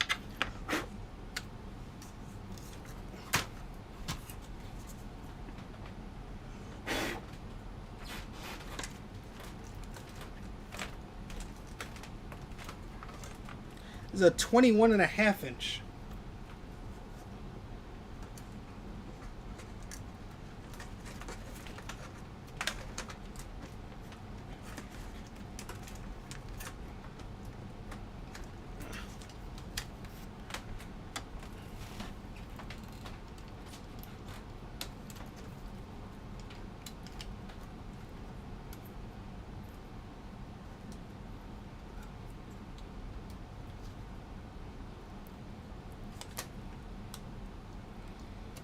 Yes, let's put RGB lights into a thing that you can't see through.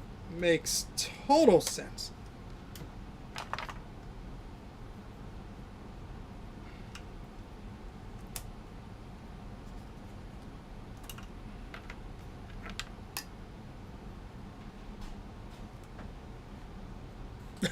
Really, Adam? Okay.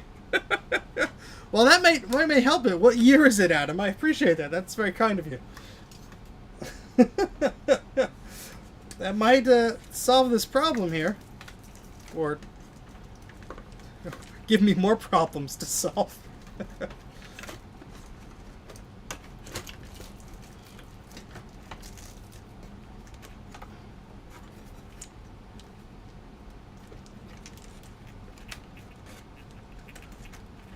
Go.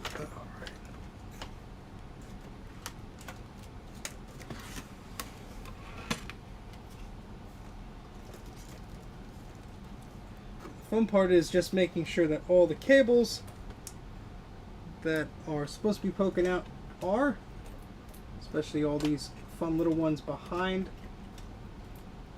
right behind where the fan intake thingamabobber dealy is. These are all technical Apple terms. I apologize if they're going over your head, but these are official, folks.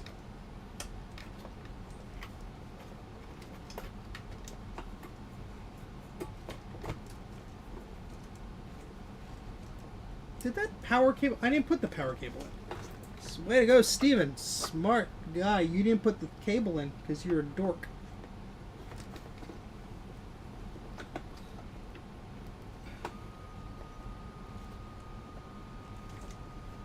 Well, this has an optical drive, so who knows? Maybe it will be a perfect fit.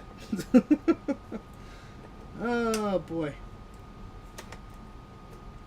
Well, that's close enough. Maybe.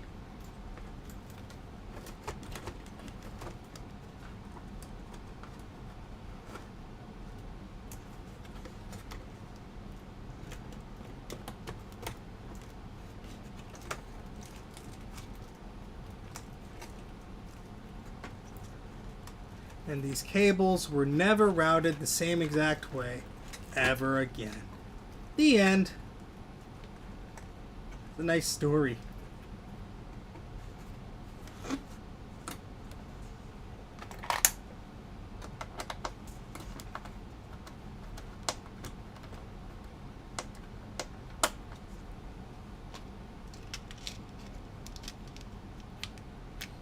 I forget what that screw's for. Oh boy.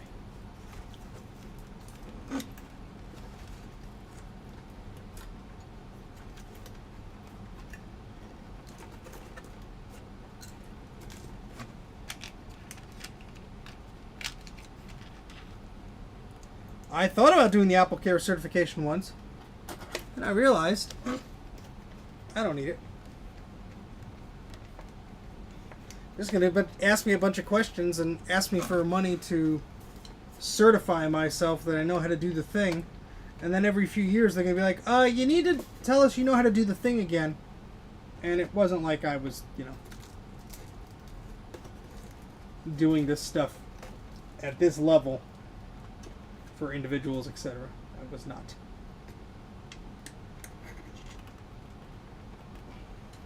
We're just putting some of the cables back in.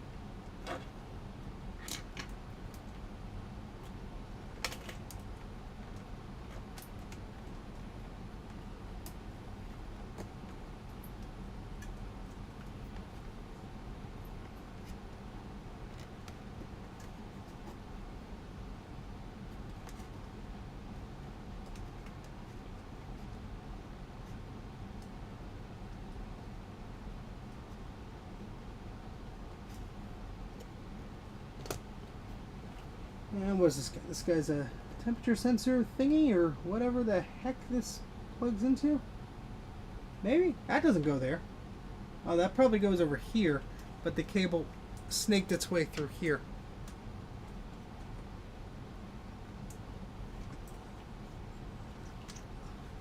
I mean, at least the SMC thing did a thing. I mean, that's more life than I got out of the machine before. But, oh, this is the microphone, I think. Okay, plugs in there. This is, I think the hard drive? No. Oh, it's a camera. Maybe. I don't know. There's so many cables. So many tiny cables. Alright, one cable. How many of these things have we got left? My goodness. Like, they're everywhere. Did I mention I don't enjoy taking these machines apart anymore? There's a reason I stopped. There's a reason why 2011 iMac doesn't have a new graphics card in it anymore. Well, it doesn't have a replacement graphics card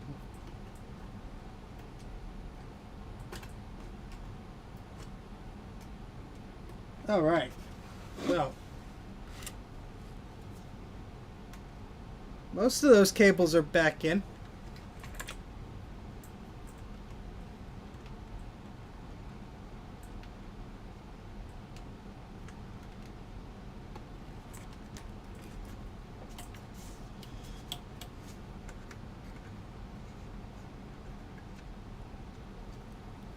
Cool. Alright, guess I could put some screws in here. Oh, that's right, this guy. From there. Good. Oh, those are the long ones. Yeah, these guys. Yes, theoretically, you should be able to run an Apple II machine without the reefer cap in there. Sometimes, in Mike's case, the reefer cap blew a fuse, or the process of the reefer cap blowing blew a fuse, so he had to replace the fuse. But it does work without the reefer cap. Or at least in most cases, it should. It's just a power filter capacitor.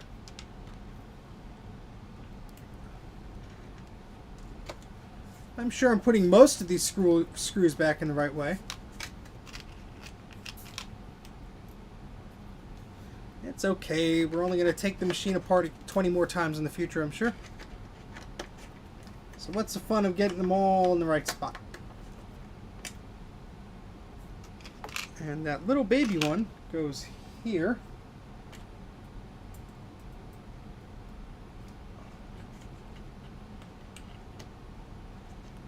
And we'll try and power this on. I do not expect any difference. And we'll probably end the stream there because we've been going for 2 hours already. I did not expect to dedicate so much time to this.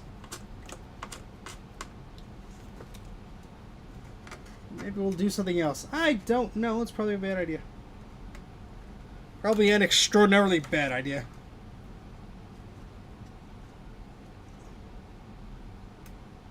Don't cross the streams. I thought crossing the streams was bad. Okay.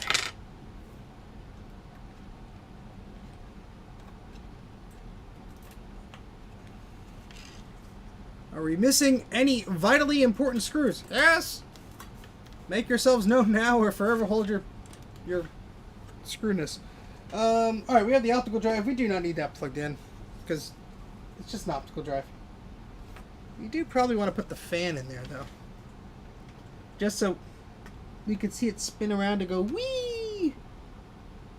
That's not where it plugs into. Where's the cable that's supposed to go into there? Oh, that's the yeah, the optical drive has the cable on it. Okay, that's fine. Fair enough. And this optical drive cable is not really seated correctly. This should be... This got moved around. Well, we're just going to leave you there. Yeah. We're just going to leave you there for now. We'll come back and help you out another time. Okay? Okay.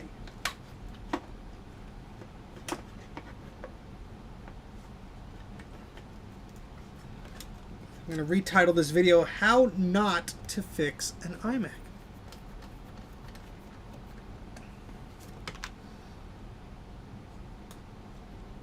Could they have put the fan cable further away from where the fan plugs into? And that's...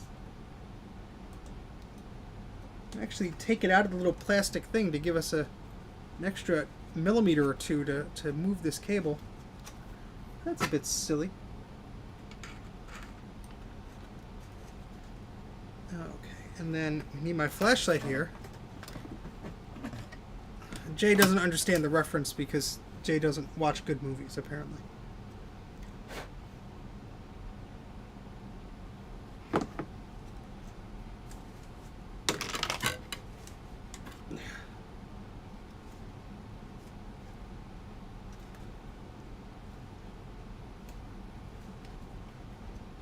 Ah, poo. Sorry that you're seeing the back of my head so much here. I am trying to get this darn thingy in there. Please go in the port, please. Please. Or do we have to put you in the other way? Thank you very much, Adam. Eep! For the cable management funds. I don't think this iMac accepts donations like that. This is the darndest cable.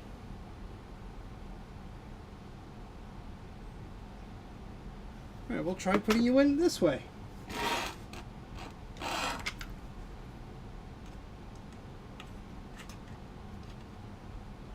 should have plugged the cable in while the fan was out. But no. Yay, there we go. Okay. Make sure all these cables are in their appropriate spots. And we're going to put our gloves back on. Going to put the power supply in. And just out of curiosity, we're going to see if this thing does anything different. The only thing we did was really unplug everything and put the pull the whatchamacallit dinger, the battery out.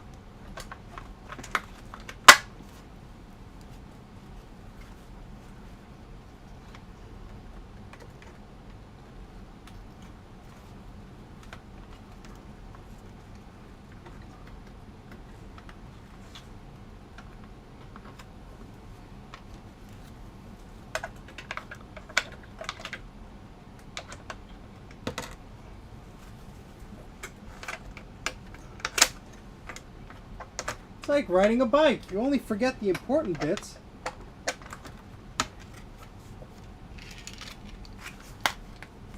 And all the other screws fell in the bag, so I'm just going to use one of these long screws to keep it in there. Oh boy.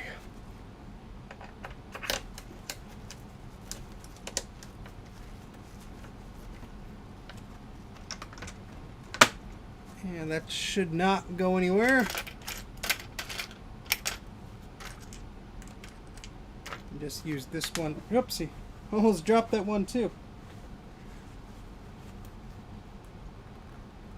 Well, this poor iMac just likes to blow the fans wildly when the SMC was reset. Let's see if it wants to do anything differently, huh? The gloves have come off. Let's shove a gigawatt into it and see what happens.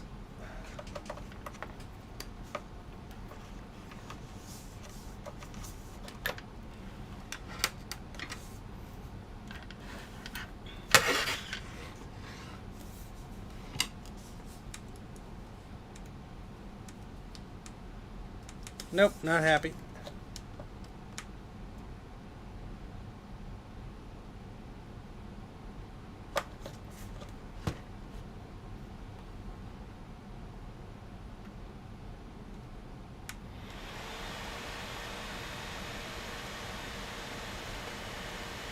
Same thing as it did before, apparently.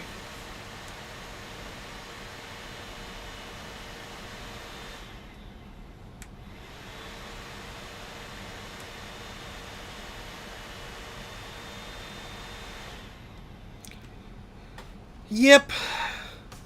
So, that's that. Oh well. Well, Nicholas, we will try and get this guy fixed up for you, or give you a replacement. I'm quite perplexed as to what's going on, but it could be a failure of the processor, or it could be a failure of the logic board. Something was unhappy. Yeah, one of the stickers is not compatible with the other. That's going to be my determination of why this machine was not working. That's exactly the problem. That would be $500, please, sir.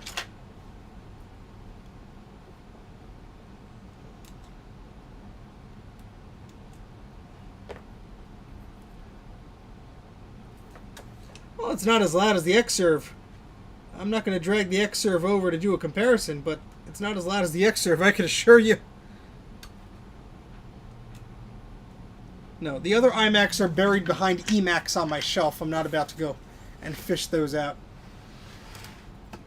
Yeah. Hey, Dana, do you still have those parts? I think at one point Dana had a 2008 or 2007 iMac part or something. I think he trashed them. But hey, Dana, do you still have those parts? He's not here anymore. He had to go finish stuff for work. I'm going to tape this battery onto there just for funsies. But yeah, that's that. Let me see if I have anything else I could work on quickly. Let me move some of this stuff out of the way.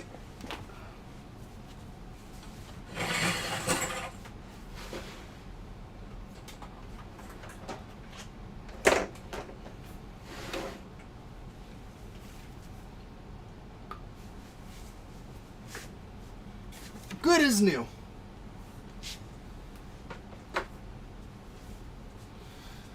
Okay, let's see.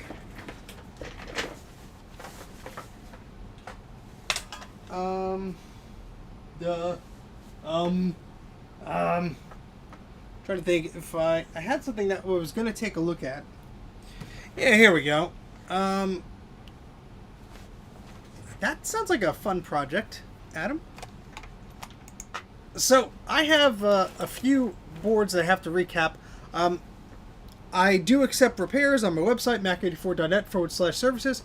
But right now I've paused that because I have way too many to fix right now. I have to catch up with these before I accept new work. And might as well start with this. I have another one that came in fairly recently. Hopefully this should be an easy one.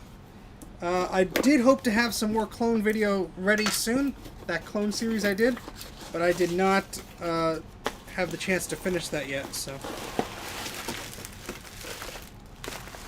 So this is a Macintosh Classic 1 logic board.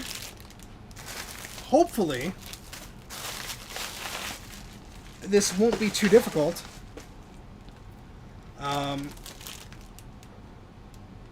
Doesn't look too horrible, but I will look up to see what the symptoms were of this board. Get the camera pointed down a little bit here. Something's up with the focus on this camera. It is like not doing anything today, really. There we go. What that was about? It was like not focusing on me or whatever. But anyway, just keep it like that for a second. Ooh, you have a TAM. Yeah, where are you? I'll do a service call. $5,000. All right, so this is a client.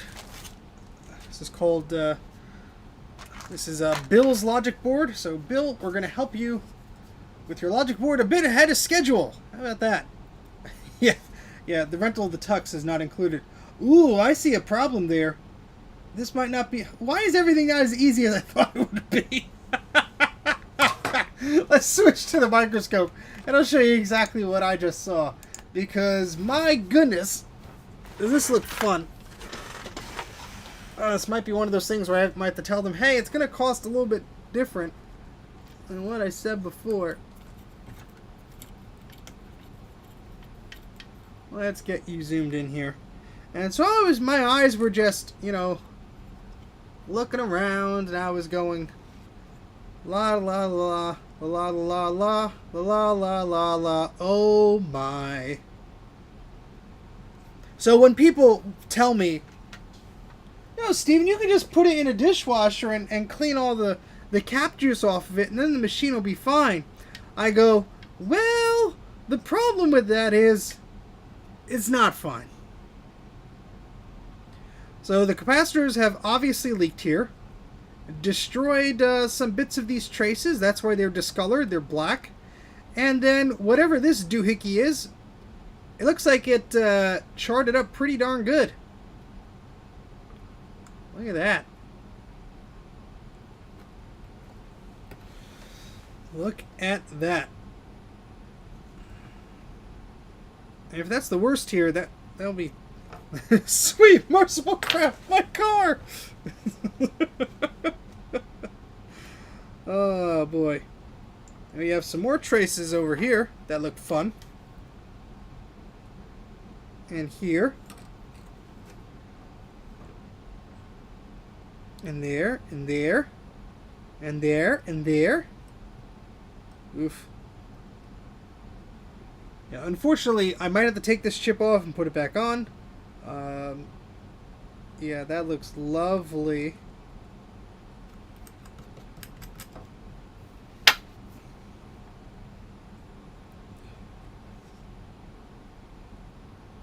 That one looks okay. Let's take a look by the battery. We've got tons of green and lovely bits all on this chip. Look at that. Look at this lovely greenness here.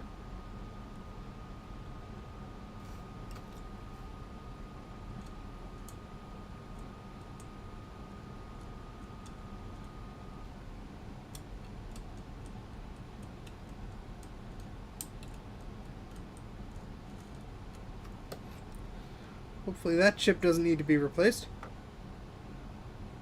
Oof. Yeah, that cap juice just went to town on this.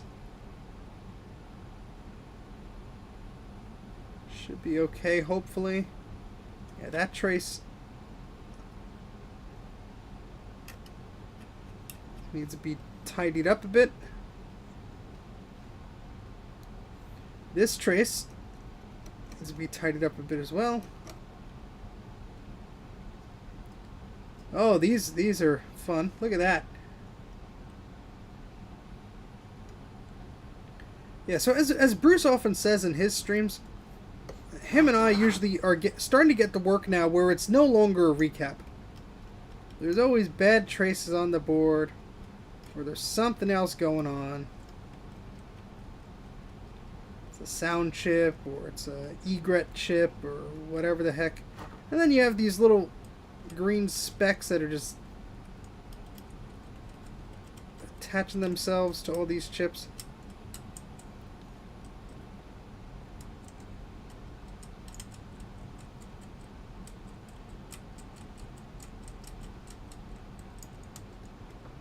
Fun times. This is the Macintosh Classic 1. It was only 5 times. That's all. Yeah, so the easiest way to tell the difference between the Macintosh Classic 1 logic board and the Macintosh Classic 2 logic board is the Macintosh Classic 1 logic board does not have memory slots built into the logic board. There was an optional expansion unit that Apple sold that gave it an extra megabyte of memory, and on that are 2 2 memory modules, and that plugs into this slot here. But on the Classic 2, that's a little bit different. That slot still exists, but there are 2 memory modules built right in to the machine. Oh yeah, this is just lovely. Oof. Trying to get some of that crud from not there. There we go. And of course there's other differences between the models as well, but the biggest and easiest thing to do is when you're looking at the boards, does it have memory modules? You know, does it have those slots? Yes, no? That'll help you out.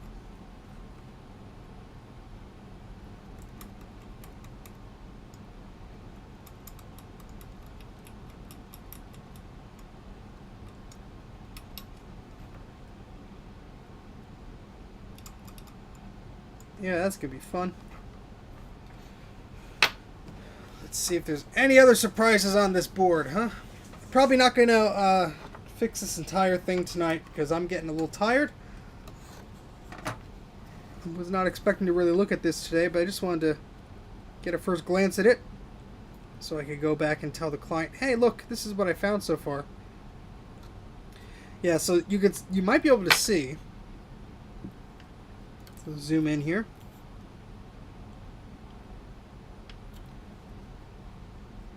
Adjust this slightly. There we go. So you might be able to see, besides the little sticky parts of the hair, this looks a little glossy, and that's because it is kind of wet. It is kind of sticky. This is all that cap juice from those capacitors that have leaked. So there was a Reddit post the other day, and someone said, here's a picture of my Macintosh Classic, and it was turned on or something like that. Like, oh, does it need a recap? And one of the commenters said, yes, without looking at the board, I could tell you yes. And I love that comment because it's true. All of these machines, even if they're in good shape, even if the caps haven't leaked tremendously yet, they all need a recapping. It's not like a, well, look how weak this solder is. It's just, ugh. It's not just like, yeah, it could benefit from what. No, it probably needs it to actually work. That's the state of these machines, sadly.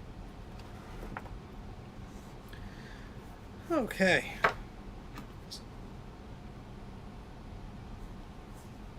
I should be charging this. I always leave the stream, and then, I mean, when I'm done, I come back and it's like, why wasn't my phone charged? Is this plugged in? Hold on a second. Yeah, that's plugged in. So what's the deal? Why are you no charge? Don't tell me the lightning port on my phone is going, because I mean, it is from 2017. Thankfully I have a wireless charger for it, but yeah, no one to charge. Oh, the USB power adapter is just hanging off the wall there. That explains why. Anyway.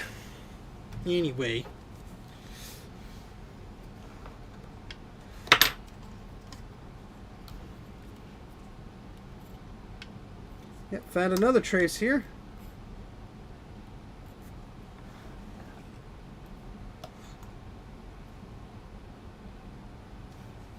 Yeah, but if you have dual floppies, then you have like a SCSI to SD or a blue SCSI. You could fit it in there. That'd be cool. Kinda. I have one dual floppy SE. I think that's the only one I have, but it's the clown one. It's the one that's all painted in different colors. Actually, it's a perfect blue SCSI machine. I just thought of that. I have to do a video on that before Action Retro steals it from my basement.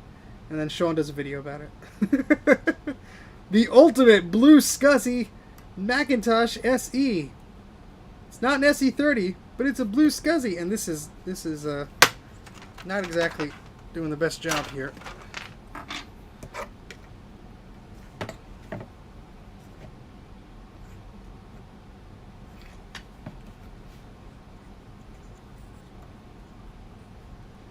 There we go.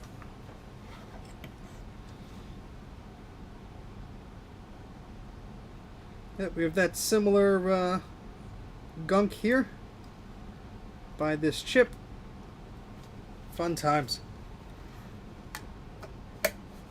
I've heard about the faster version. I'm on their Discord channel, so I've heard about the faster version. I'd love to test one. I have a plethora of Power Macs to test with. Here's another bad trace.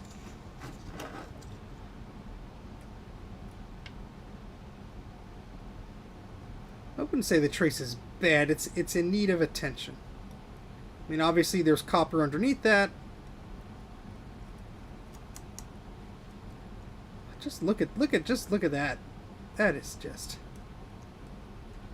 Ugh, this is gonna benefit greatly from ultrasonic cleaning, I could assure you.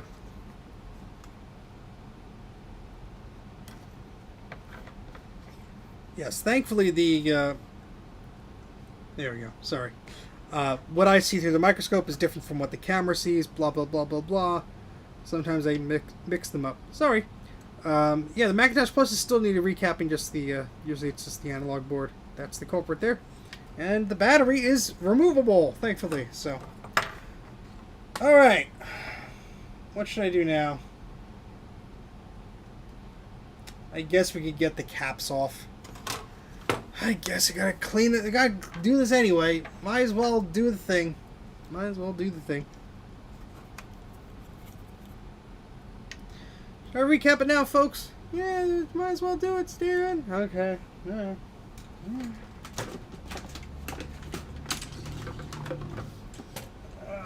These wires here.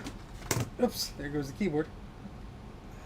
Let me just send a message real quick to the guy who I'm working on this board for, just in case they are up and about. They might want to know that I'm spontaneously working on their board. I'll just send a very quick message here. There we go.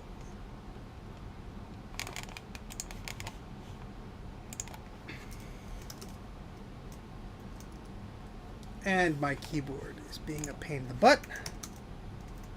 Oh, come on. You silly keyboard. There we go.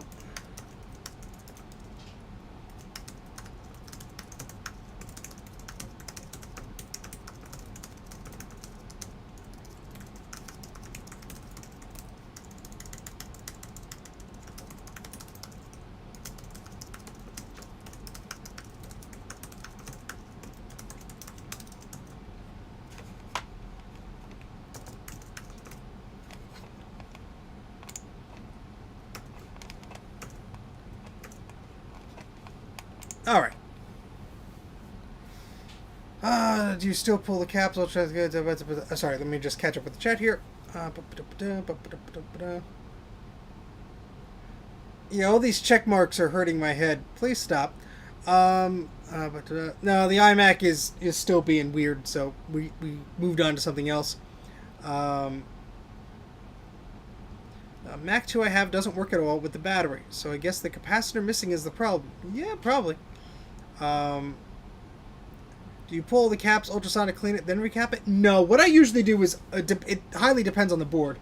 What I will do is I will remove the capacitors, I will clean up the board, and I will put new caps on, and then I'll ultrasonic it at the end, when it's right before I send it back and do my testing. However, if it's really bad, if it's really in bad shape, sometimes I will do an ultrasonic before I rip the caps off. So, let's just recap this darn thing, huh? Get out all the soldering tools I put away.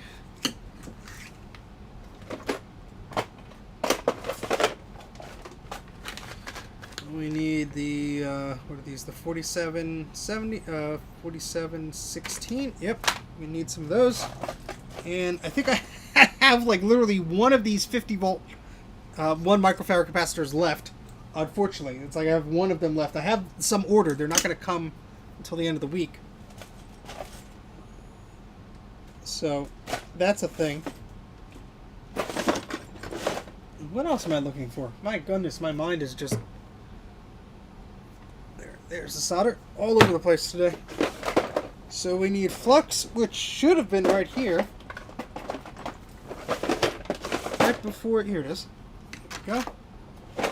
Alright, now we're ready to do some damage. How about that? Well, we're not quite ready. We need some of our little metal bits here.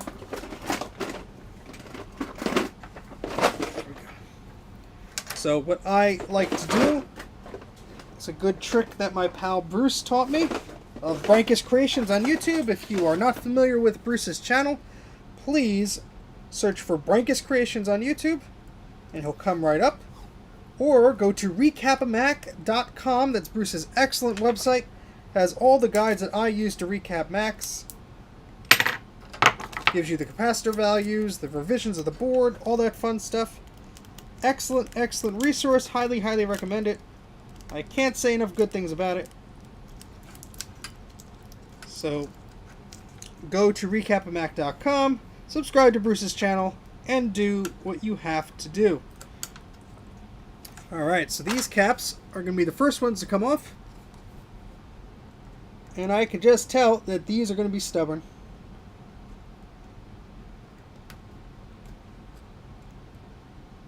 I can just tell. I know we got fancy tape now.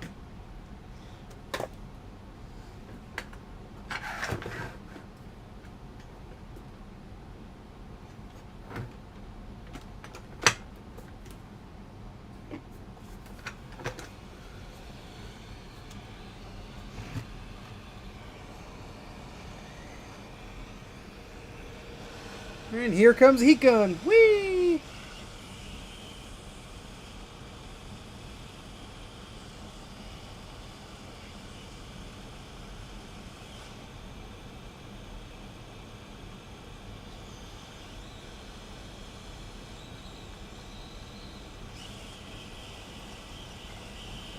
Oh, that one wants to go pop.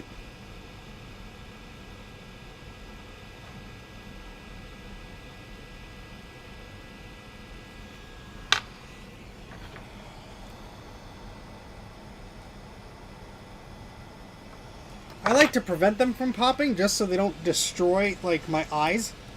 Because they've flown into my face before, and that's not fun.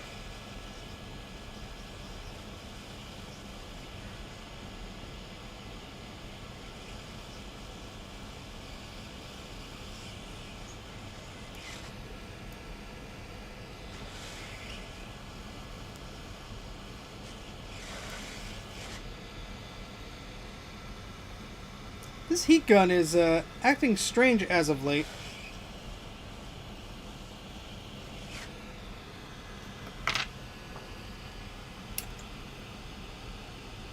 I stab at thee!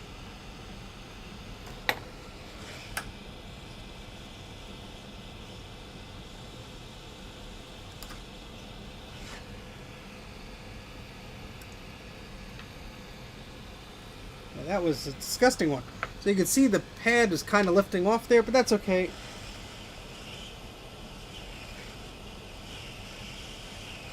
Once the capacitor is down there, it will cement that into place. Now, where did my trash pan go? My trash pail, pan, bucket, crap bucket, wherever it went. Where'd the bucket go? Oh, that's right, I emptied it into the trash can on the other side of the basement. Let me go grab it. I'll be right back.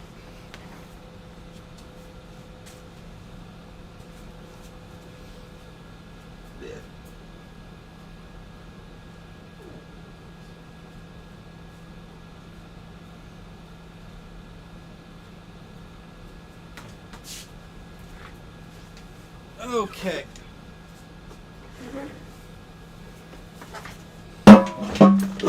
Sorry for the loud noise. I like to put the caps right in the trash because sometimes they do like to go poppy-to-pop-pop after I take them off.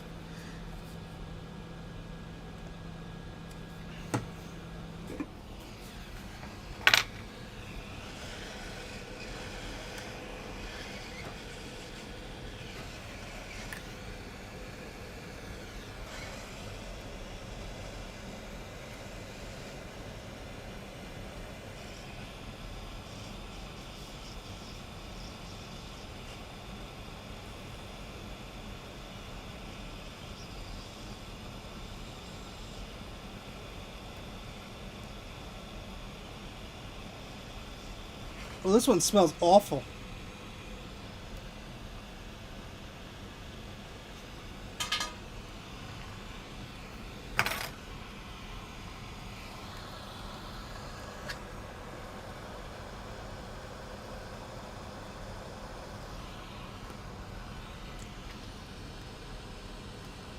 Alright, I'll show you the dead caps after I get all these off the board. 1 second.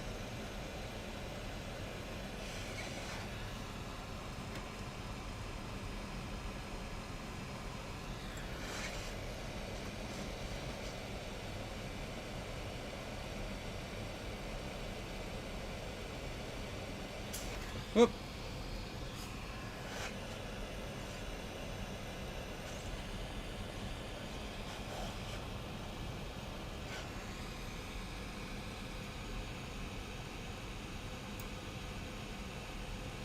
Sort of just see how that one just spilled its guts out right there. And it's continuing to as I'm trying to get it off the board. Fish heads, rolly bone, fish head.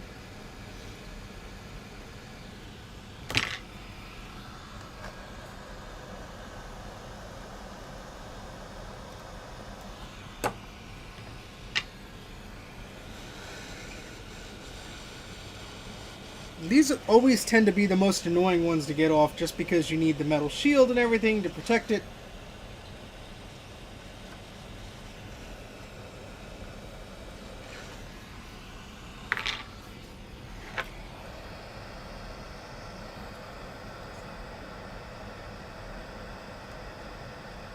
You're not going to pop on my watch because you're going to hit me right in the eye.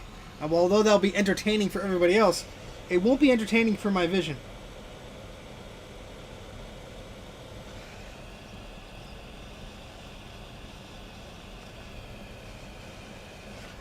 It popped anyway.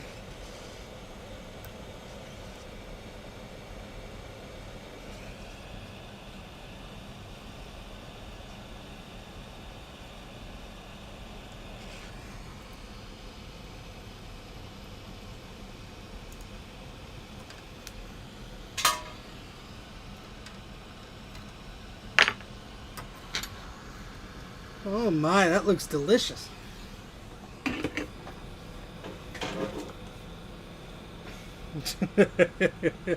I'd like to see things. Seeing things is very important. Alright, so that pad on the left here is a bit lifted, but that's okay. We'll be able to anchor that down. This just shows you what 30 years of leaking capacitors can do. My goodness. Well, look at all that.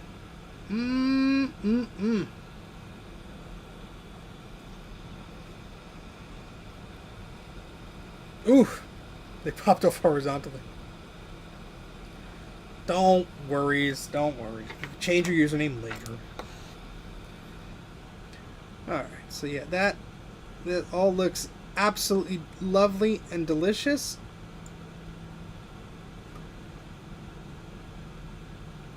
Yeah,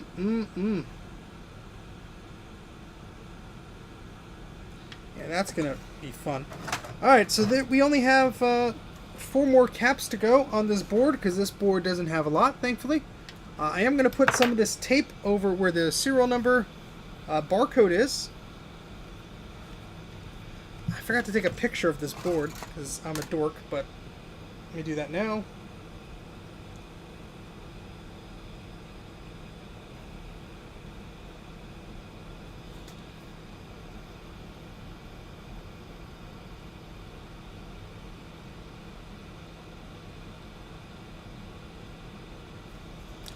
Good night, Wells. Thank you very much for joining. Appreciate it. And thank you for all your support.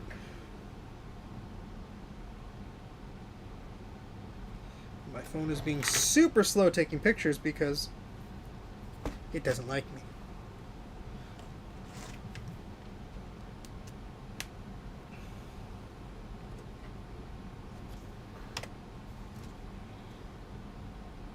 No, it very rarely do caps just go whee and just pop off of the board. I'm more concerned about my arms and things just getting cap juice all over them, because that's not fun. It gets hot.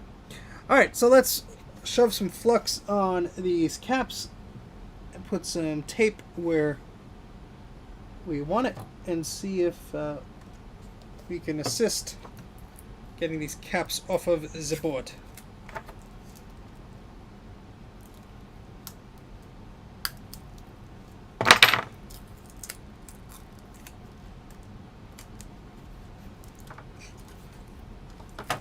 It's a Macintosh Classic Logic board.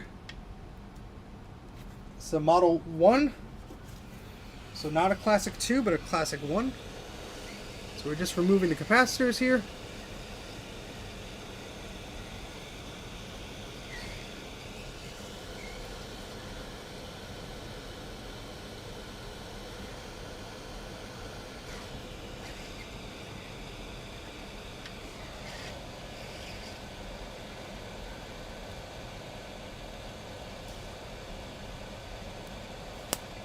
Oop, that one popped. And I was just hitting it indirectly.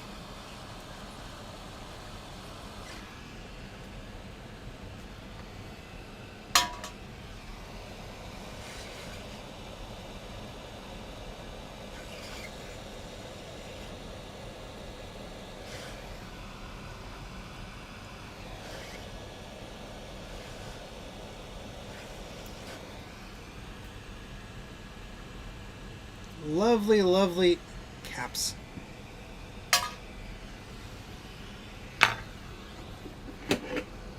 Two more to go. It's right next to the plastic buttons here.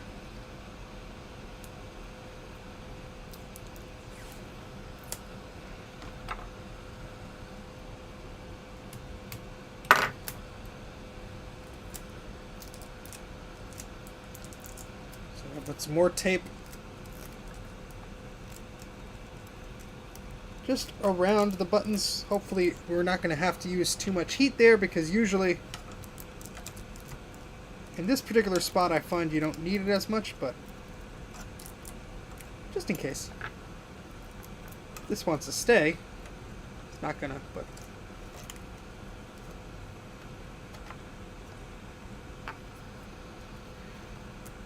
it's already bent. Who cares if I bend it more? Alright, there we go.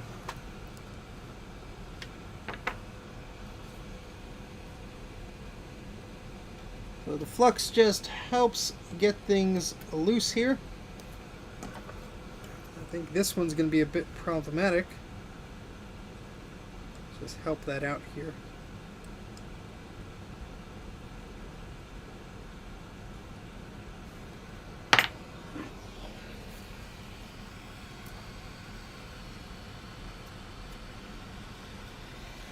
They never blew up. Interesting.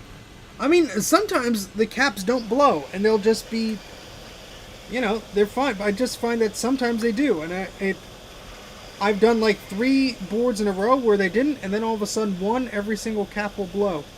So I don't know if it's just like an age thing, or a specific manufacturer, or just see, like this one, I'm hardly hitting it with heat directly, and it popped. Not a big pop, but it went poof.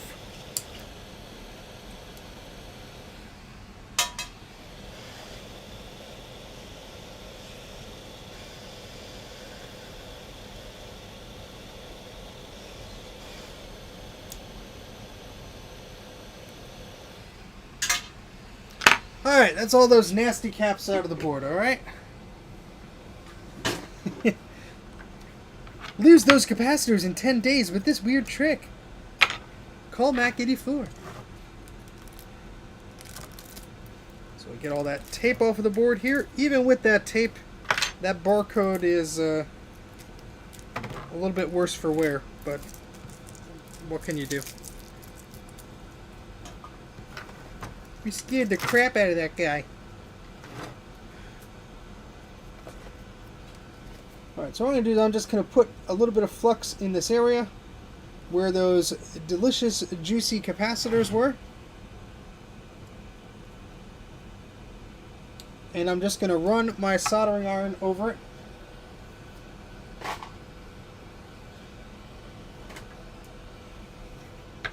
I have to plug the soldering iron in first, that would be helpful.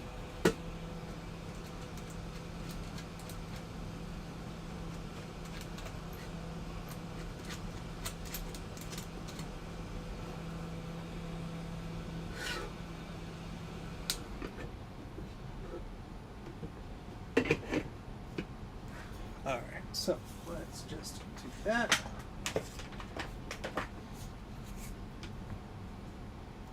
It wasn't immediately. I think I got back to you pretty quick though. Not, you know, a lot of this stuff, people are on a waiting list, and I mean, I have a normal day job. I don't do this full time. I mean, that would be interesting, but I cannot afford to do it at this point. Maybe one day. So I do this in my free time when I feel like it. If a project gives me a bunch of grief, I move on to the next one for a while and come back to it. It's just how I have to do this, or I'll just drive myself crazy. Alright, so I have a blob of solder on my iron here, and we're just going to gently run over some of these areas.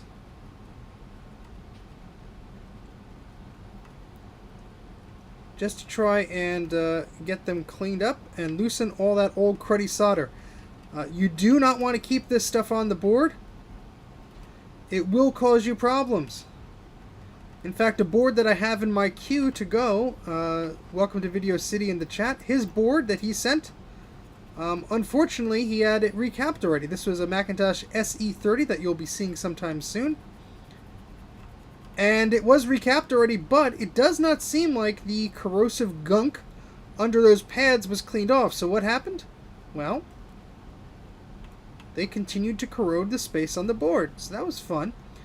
Well, it wasn't fun. So he has to have it recapped yet again. So I'm going to be helping him out next week or so whenever I have time. We'll get looking at that. The SE30s usually take well, a bit longer than the other boards, so I'm saving that for a rainy day.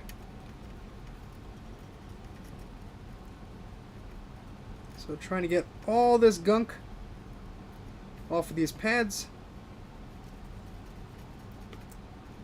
And we're going to take the solder off the pads anyway, but if you use fresh solder, it helps to just get all that gunk out of there. You can see all the stuff on the left and the right of those pads as I'm doing this. That's all the old dirt and crap. Well, you're very welcome, Adam. You only ruined one.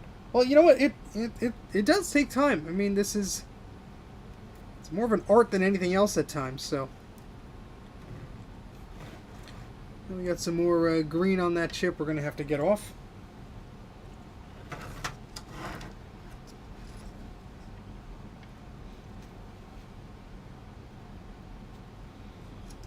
We'll be careful with this pad on the left. It may come off, but if so, we could repair that.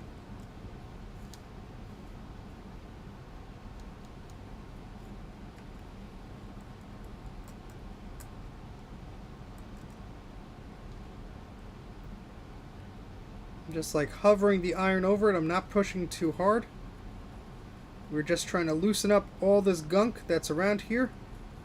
That's around these pads, especially this one on the left looks terrible.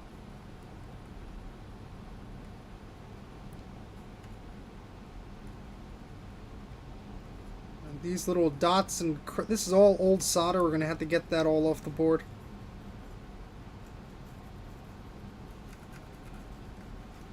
All this old crud has to go. Oh, this smells delicious, folks.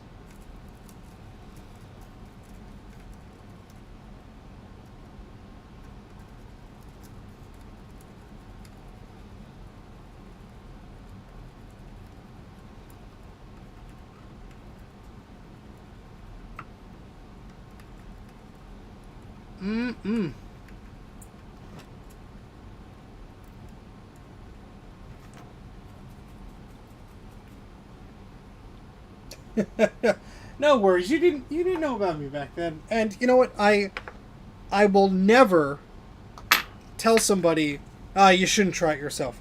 Because if you're the type of person that wants to do this stuff, if you have the curiosity, if you have the tools, if you have the skills to do this, I encourage you to go and try. And if that means messing up things once in a while, well, I wasn't perfect. I messed up my fair share of things before I got things right.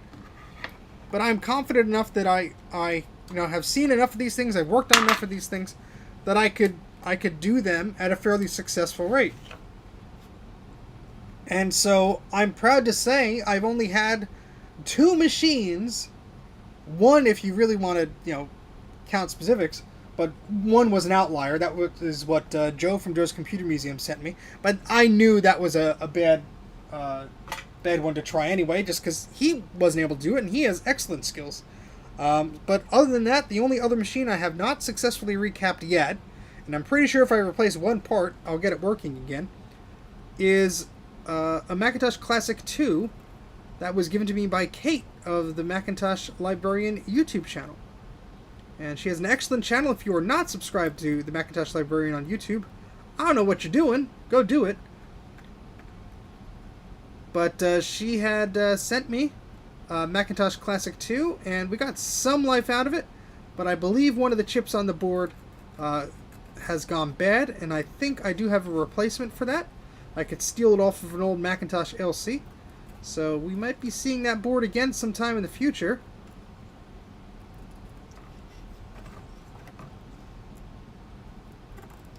Because I seldom give up. Unfortunately, whether it's on logic boards or other things in life, I tend to be a stubborn individual. And sometimes that works out to your favor, especially if you have me trying to repair your computer. Sure, it may cost more, but I mean, one of my favorite quotes, and I forget who says it, maybe it's Albert Einstein or something. It's a famous person who said the quote, but it's like, it's something about like, I'm not smarter, I just stick with problems longer, or something like that. And I always like that quote, because it's like, yeah, that's, I don't throw my hands up and go, I can't do it. I'm like, well, let's try this. Well, let's try that. Yeah, just like my poor Quadra 840 AV. You've all seen that.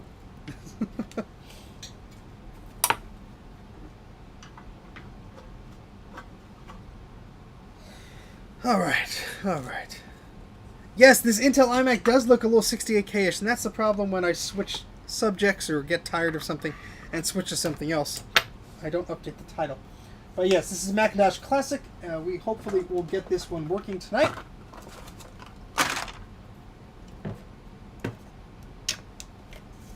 Ooh, yes, so Adam now has 2 of Kai's reproduction boards. Excellent. Donate them to Steve. Well, you know what? Adam, you bring up an excellent point. Anybody who has screwed up boards or parts that are half working or half broken, I do accept donations, and I'll explain why. But I do accept donations even if you don't think it's working. Even if it's a bad logic board or it's battery bombed and you can't get it to work.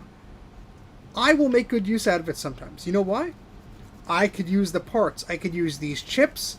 I could use some of these, hard to find connectors that are on these boards that don't exist or aren't sold really anymore.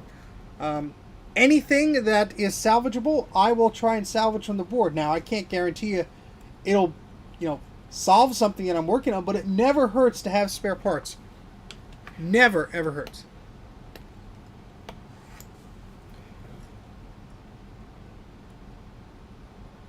And sometimes you can get those working again. It's like, oh, look, we got it to work.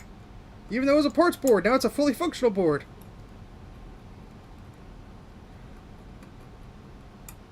Ooh, this trace just had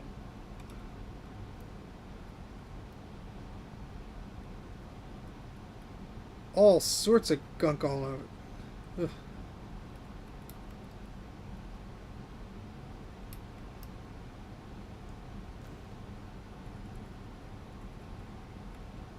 Yeah, the reason you don't want to leave these black marks there is they will continue to eat away at the copper. You do not want that.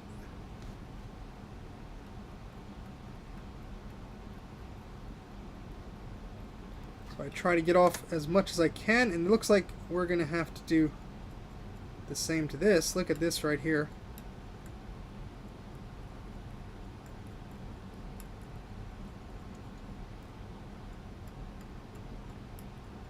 Yeah.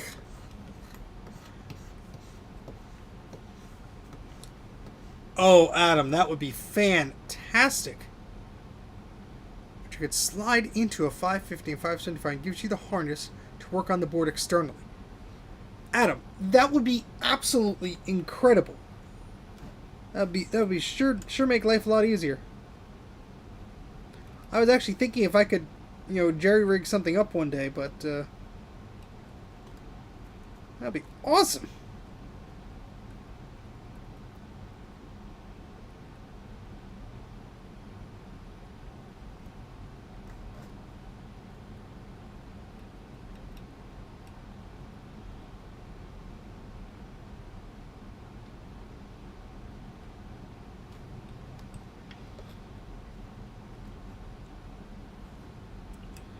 Unfortunately, this chip is probably going to have to come off because of this disgusting state of it. I mean, I do not trust what the traces look like underneath, so that is not usually part of my standard recapping work. You know, I usually just leave the chips on and stuff like that. This is more of a repair situation just to the state of what this is in, but I do need to make sure that there are no busted traces or anything under this chip that are unhappy.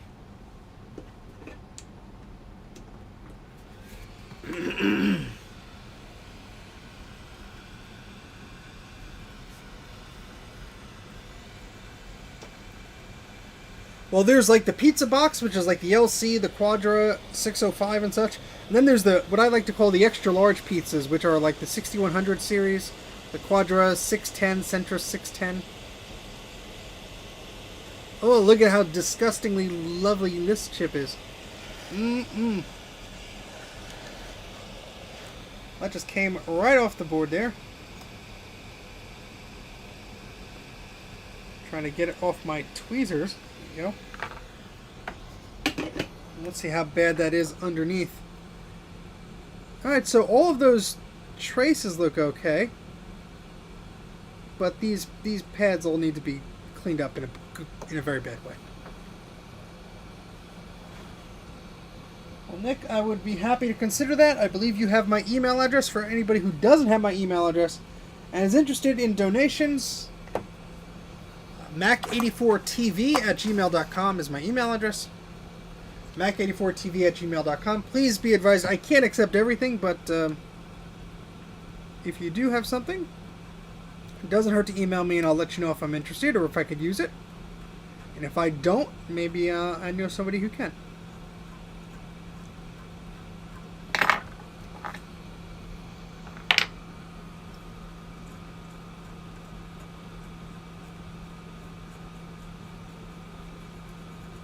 Yuck.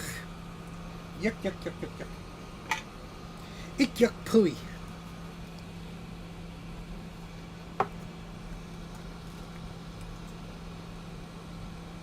Oh, excellent. Yes, sorry. So I'm working on a lot of stuff this month. This month is crazy. I sort of bit off a bit more than I could chew, but I think it'll be worth it, and I can't tell you guys details right now, unfortunately. I cannot share details. But I will just say I am working on something cool with Ken from the Computer Clan. That's all I'm going to say. That's one of the things I have going on this month. Ken's an awesome guy. If you want to check his channel out, the Computer Clan, he does a lot of scam busting videos. He also does a lot of Apple videos. And I believe he's getting back into some of them, and he asked for some help, so I'm going to try and help him out with some cool things, so stay tuned for more information. I'll probably post something on Twitter when I can, but there's also some other exciting stuff that I'm working on, trying to finish up some videos and the like, so it's been a bit of a crazy month, but hopefully the craziness will be well worth it. Yes, there is a very delayed patron exclusive video that I have to just sit down and go blah blah blah blah blah. Here's what's happening. And I'll probably do that tonight. Well, not tonight. It's late. I'll probably do it tomorrow and post it on Patreon. So if you guys are supporters of the channel, you will have an inside scoop as always.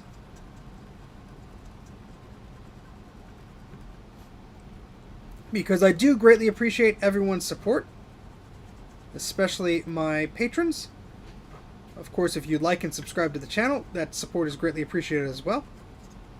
However, my patrons get exclusive access to behind-the-scenes footage, extra video clips, preview clips before the episodes are done usually, and little blathering sessions where I just talk about random things and updates on the channel and such on almost a monthly basis. So, quite a lot of good stuff there. If you're into that, I would suggest you check that out. So you go to patreon.com/Mac84. The subscription tiers start at as little as $1 a month. So if you want to support me, that is one way to do it. Another way to support me, if you don't want to do it monthly, if you just want to like give me a tip or something, you could go to Mac84.net, click on that modern button. Oh, we lost a pad. I mean, that happens, but that was just a securing pad that doesn't lead anywhere. That's what happens when things are old and crusty. You go to Mac84.net, click on the modern button, and there's a PayPal button. You could click there if you want to support me as well. So you have some options. Send bribes. Oh, boy.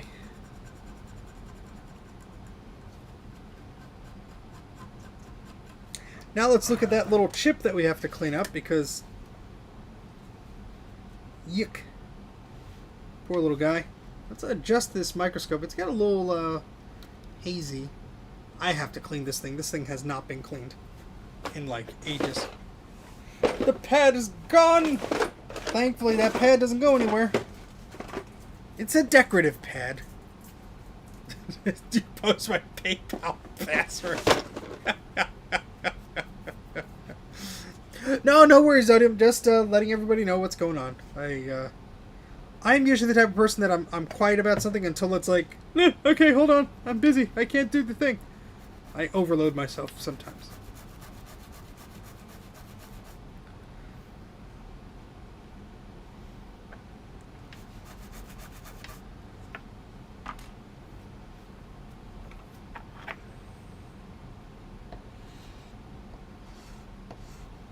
Ooh, Adam, it would have been faster to drive there. That stinks.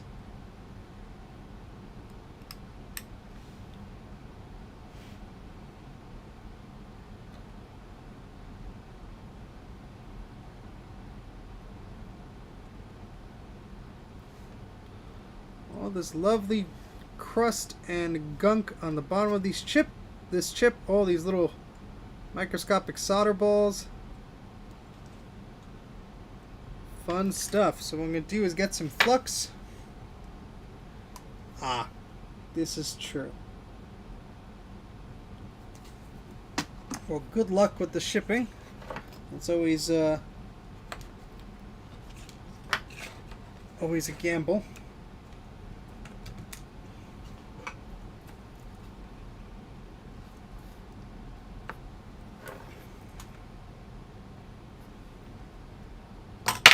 I grabbed the scalpel instead of the tweezers. Oopsie.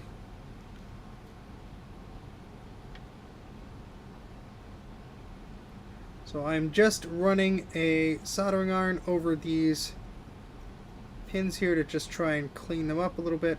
Put some flux on there. The heat sometimes also just helps get all the crud off of these pins. Still yet to go over them with the scalpel sometimes, but look at all that. Ugh. We don't want any of that on these pins. No, thank you.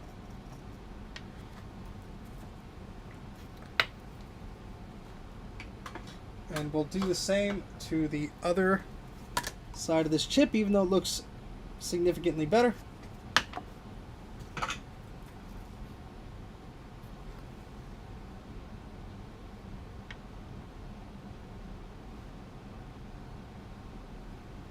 A piece of wood or something on there. Get out of there.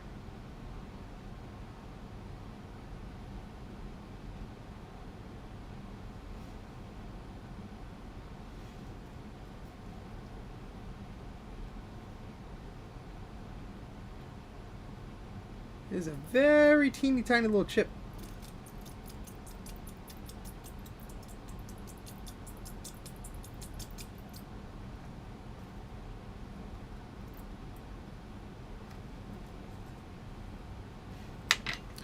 Hey, Greg.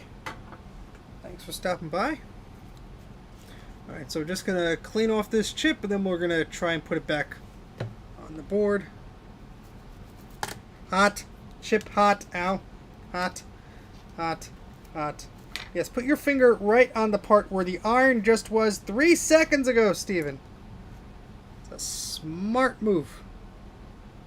Smart move.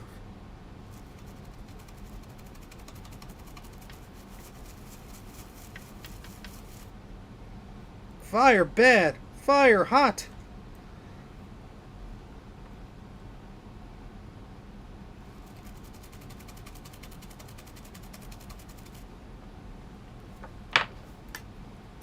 Hello, Matthew. Thank you very much for joining.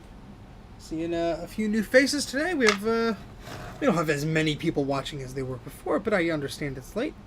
But thank you, folks, for stopping by.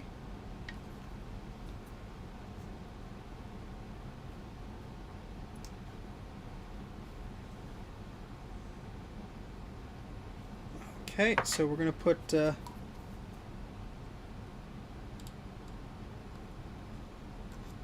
flux there. Now that pad is gone, but thankfully that was just an anchoring point. It didn't go anywhere on the board, so we're okay.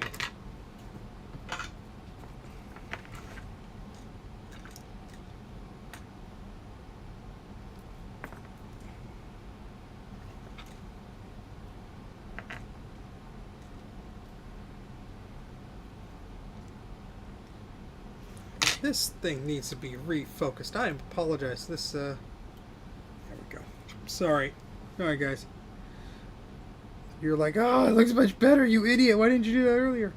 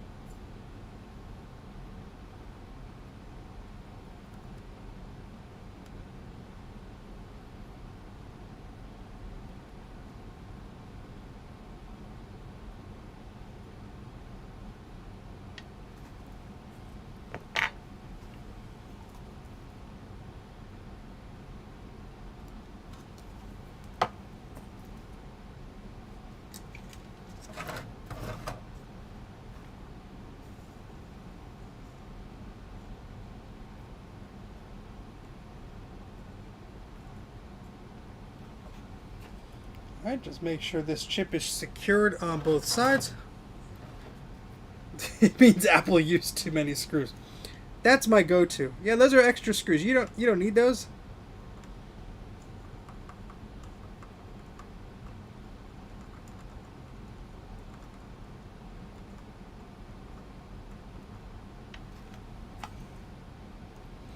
Can't seem to get as much solder as I want on this particular. Well, now there's too much.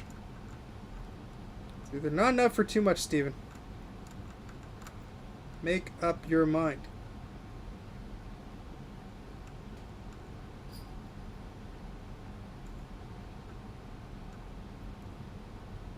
Should be fine. We'll give it the old poke with the multimeter later on. I think that's okay.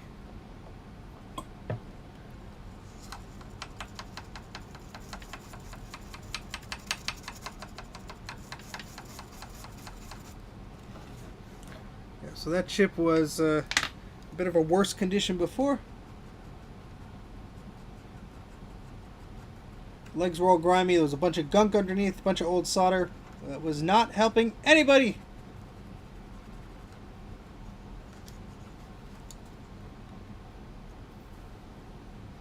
Looks much better. It'll look even better once it's had an ultrasonic bath.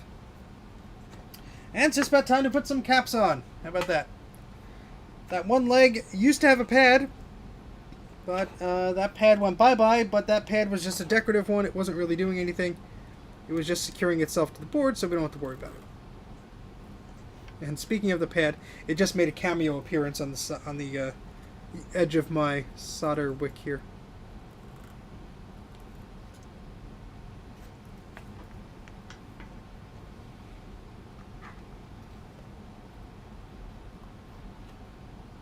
It is 11:46 where I am. Whee!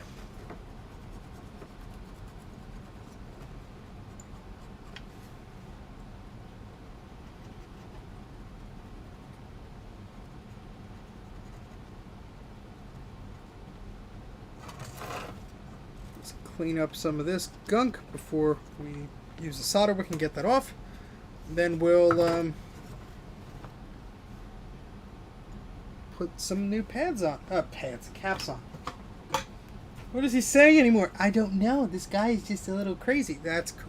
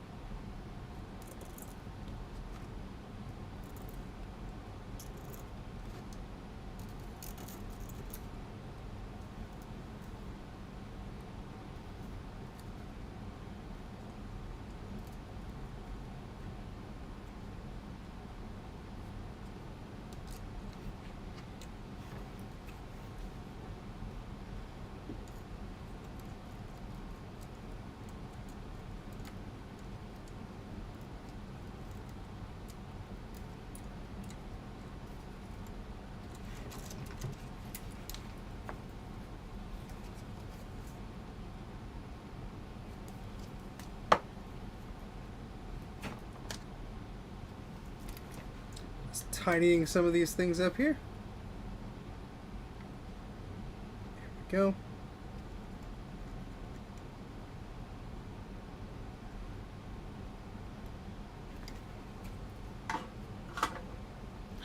Alright, forgot to tell you that I got a UV activated solder mask all over the board. I repaired it and set it under the UV light retro session cured in about 5 minutes. Very cool. Well, hello Kerry, thank you very much for joining.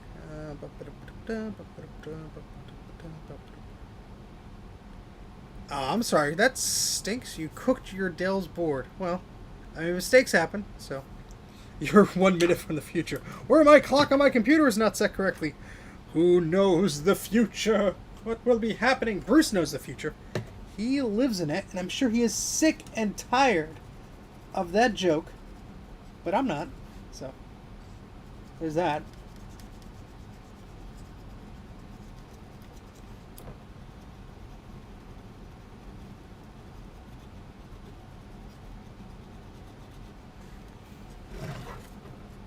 Alright, all those pads look clean. Let's get some fresh capacitors on here. I'm just going to point this at an interesting spot. Yeah, that'll do. While I go get some capacitors here. Oh boy.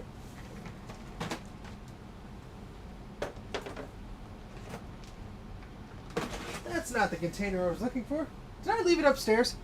I probably left it upstairs because I'm a dork. Let me see if they're over here. No, here they are.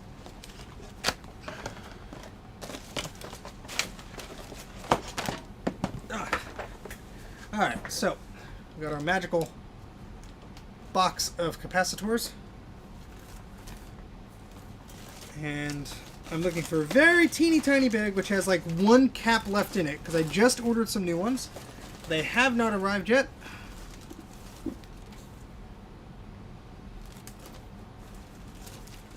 So I'm making do with what I got. And what I got is like one left. It's funny because these things are getting hard to find because there's a shortage of components. And so capacitors be very expensive. Like to get one of these is like $2 sometimes. And it's like, what? What? That's a silly amount. Indeed it is.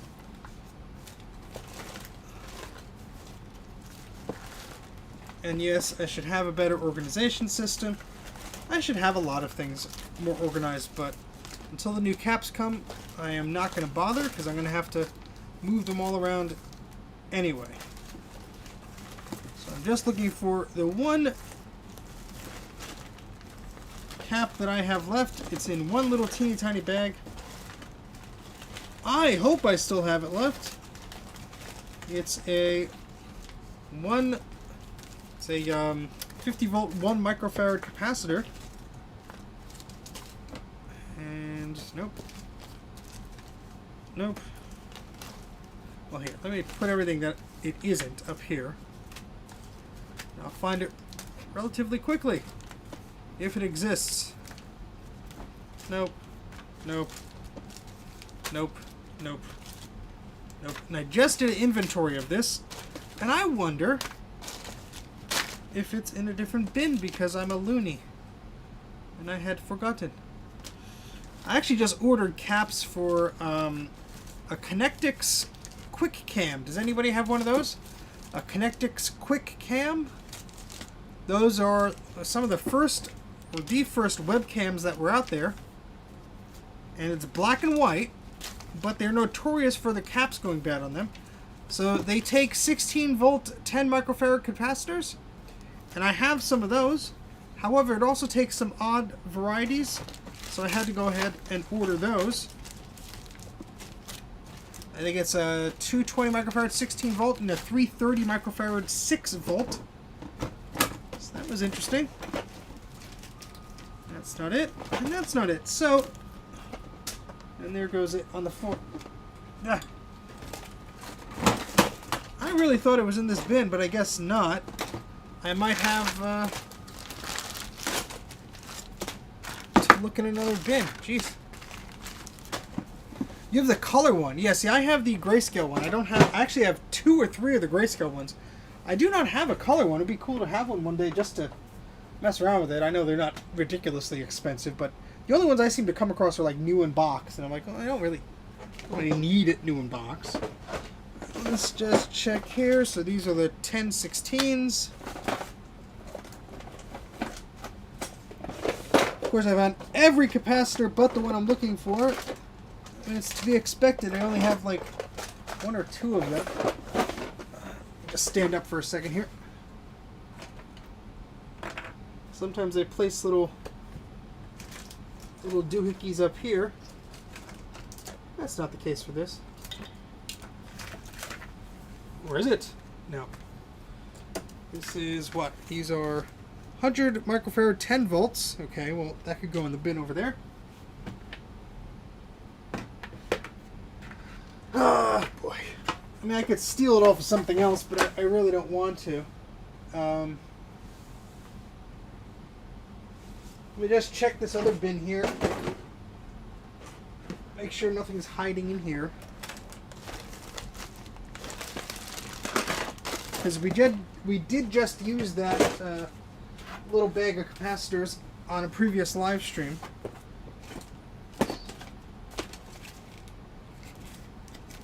What are these? These are... No, that's a little USB connector. Well, it was. There's nothing in the bag.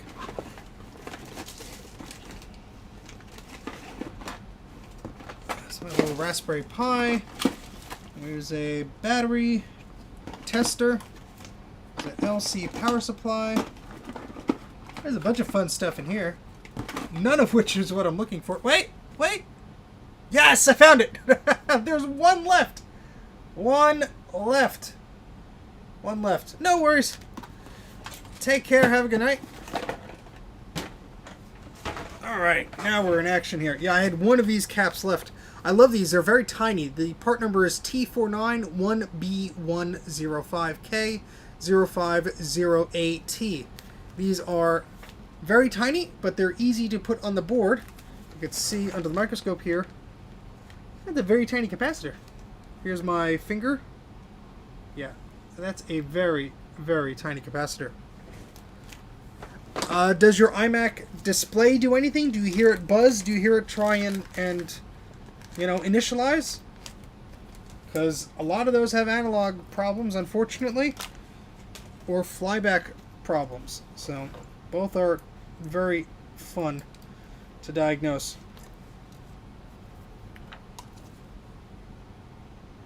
So the first cap will be on the board is this little tiny guy. This is the last one I have. I am glad I ordered more, because, yeah.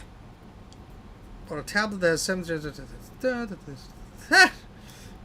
Nice. I love stuff like that. I mean, more times than not, it's something simple, unless it's not. So never mind.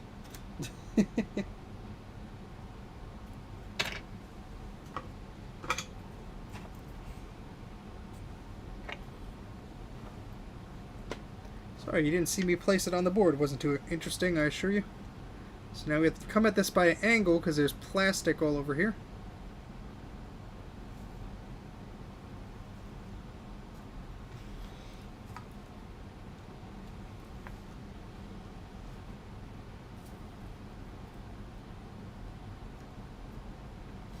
Alright, so the first cap is on the board. Yay!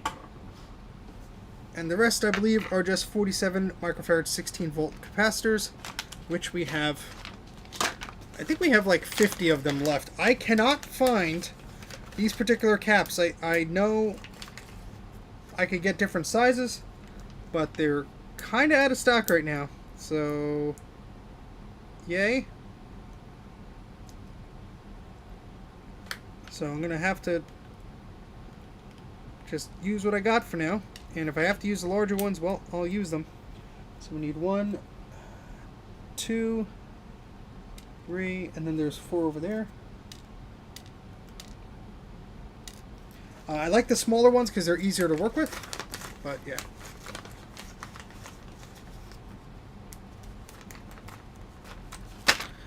Alright, so let me just double check something here. What am I doing? I have 3 hours and 18 minutes.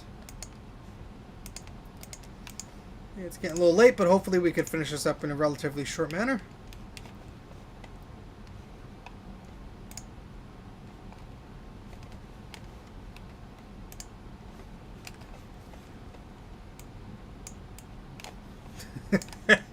Apparently I put my nephew to sleep. Here at Mac84, we try and put children to sleep and make them fall asleep by boring them to tears. He's gonna wake up. Did you fix my computer? No. It's got some problems.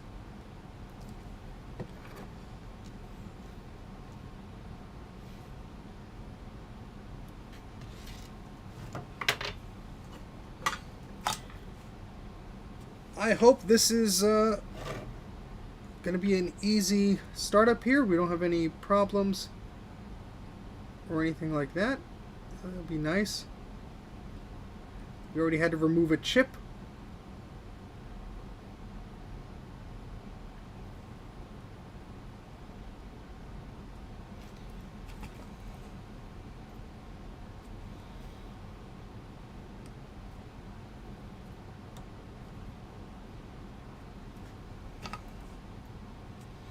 And even if the board looks a little we'll still give it a test because we'll have to ultrasonically clean it anyway.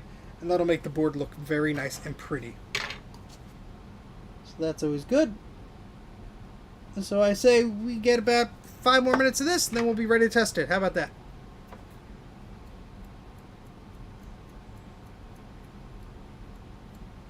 Yeah, unfortunately the caps on those iMacs are on the analog board and the power supply seem to be problematic. I don't know if it's just related to the heat, or just, you know, how hard those machines were driven. But yeah, one of these days those computers will probably be some of the hardest to repair just because of the flyback. I mean, once they go, they go. And it's a shame because those screens are beautiful.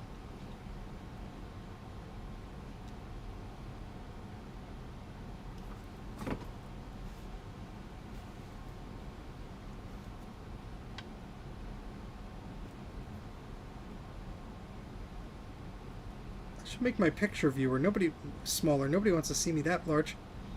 You want to see the logic board.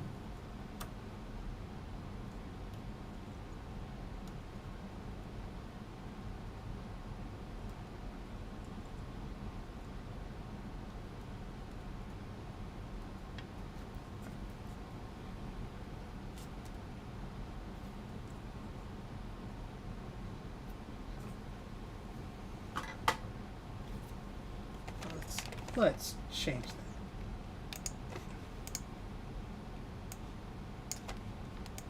There we go. That's a little bit better. In excess of 200. Sounds like you living in my basement there, Adam. Although at the rate you're picking up Apple IIs and such, it does not surprise me at all.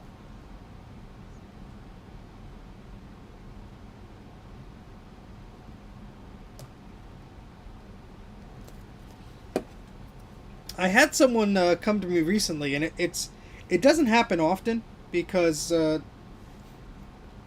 the way I present information, the way I explain things. But sometimes I will get somebody that says, "Hey, that I can't afford what you're asking for that recap.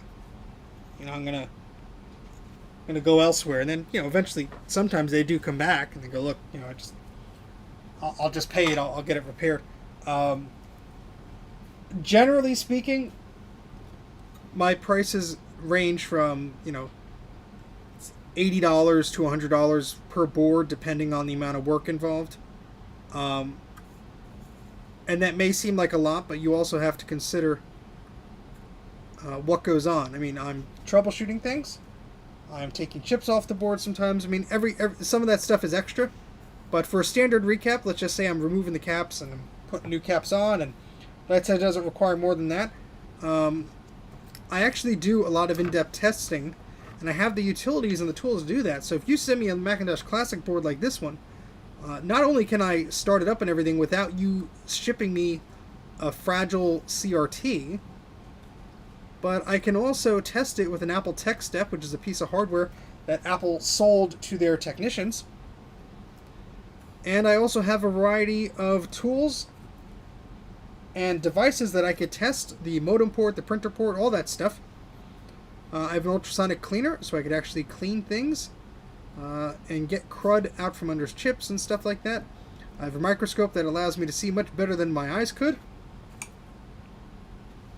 And so it all factors in, not to mention the cost of components. Unfortunately, caps are getting hard to find and expensive. I do tend to buy them in like 100 here, 50 there, etc. But like I said, these small 47 microfarad 16 volt caps, Mauser and DigiKey are both out of stock.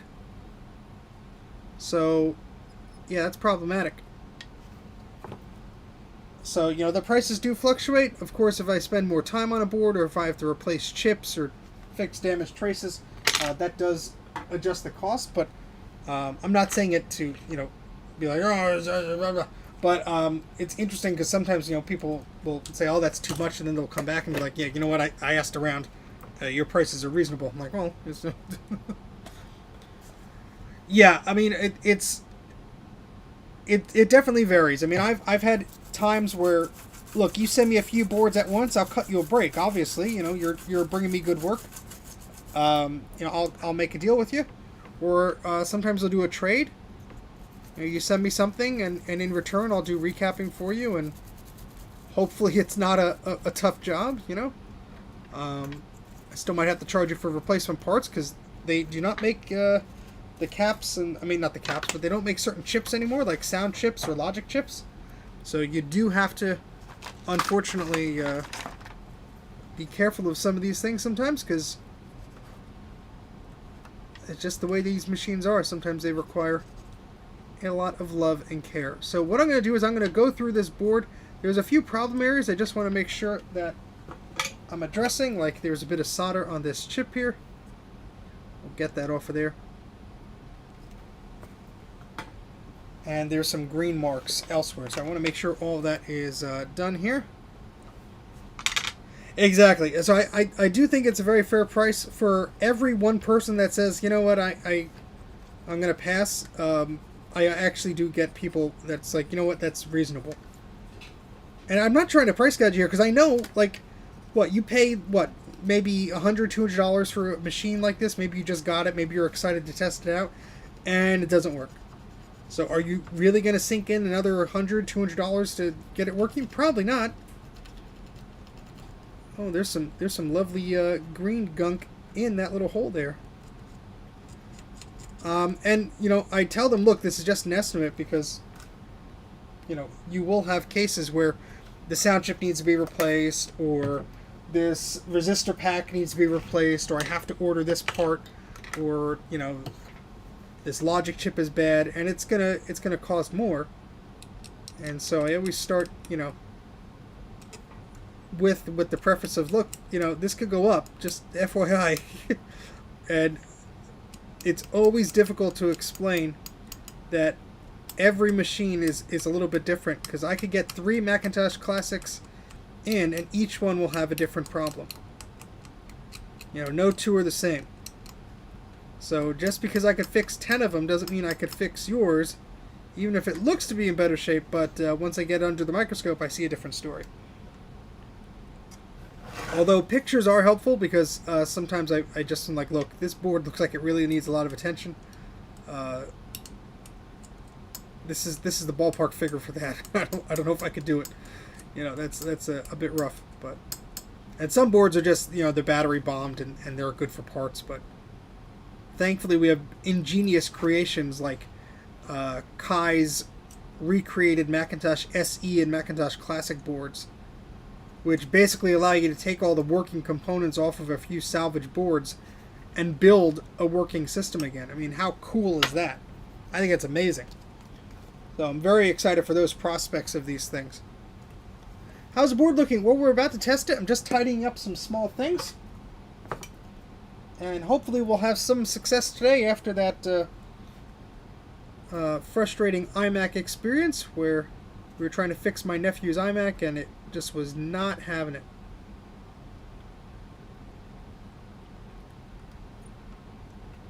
So I'll talk to my brother and see what we can do as far as getting him a working computer.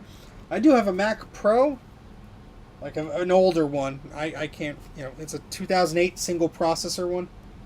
I mean, for what he wants to use it for, old games and stuff like that, it'd be fine. But whether he has room in his room for that is another story.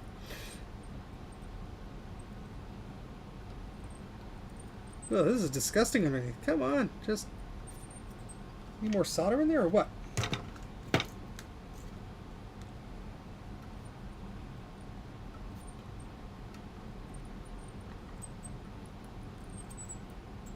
Come on, just stick to there. Come on.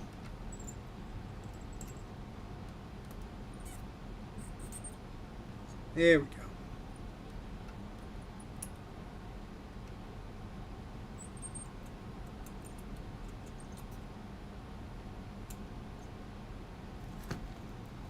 Sometimes it just gives you a lot of problems. Yes, you did tell me, but I'm just trying to think of, like, you know, if I don't think he has the space though.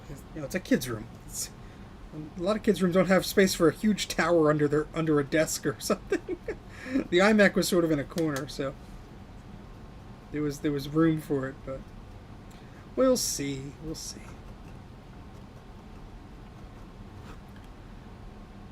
That's probably not good. What's going on here? Oh, all right. It's touching the same spot. It's all just ground anyway.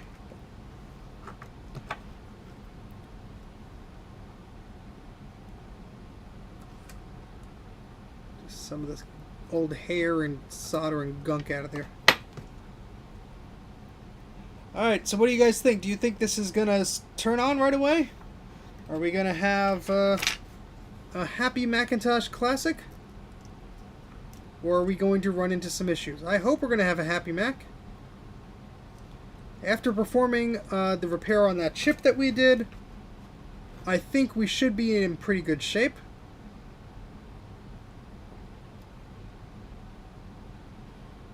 We do have some solder balls and junk on this board. This will all be cleaned up after we go through the ultrasonic cleaner. I do want to touch up a few little things here and there. But in general, I think we are in good shape. can't even see without. There we go. This is a Macintosh Classic Logic board. This is Bill's Macintosh Classic Logic board that he sent in to me. Just trying to tidy up a few things before we get this all working. Well, get it testing. Saying we could get it working is unknown at this point. We have to test it. Get that big old solder ball out of here. Oof, that was stinky. That had some cap juice on it for sure. Oh, that's a smell that's not going to go away from my nose for a while. Ew.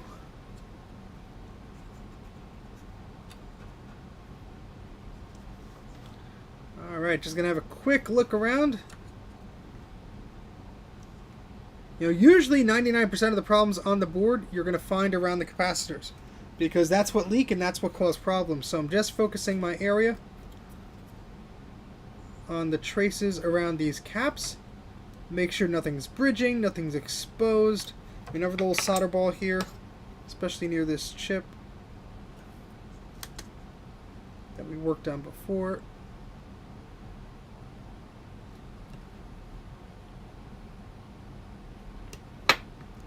A lot of little gunk and little bits here, but those should be okay. So Dave says 90% sure it'll work. I like those odds. We do have some trace damage here. Nothing that should cause us any problems, but I do want to expose that copper, so I will remember to come back here and clean that up. Yeah, I need a new scalpel blade because we're digging in places that we're not necessarily aiming for. Not going to harm anything, but I don't want this board to look bad cosmetically either, if I can help it. Alright, I think it's time to test it. So let's do that. Let's switch our camera here. You're going to see my big butt in the way for a moment while I go grab a Macintosh Classic chassis, which will help us to determine if this machine is in working order or not. So let me move some of these cables out of the way. Let me move the microscope back a bit.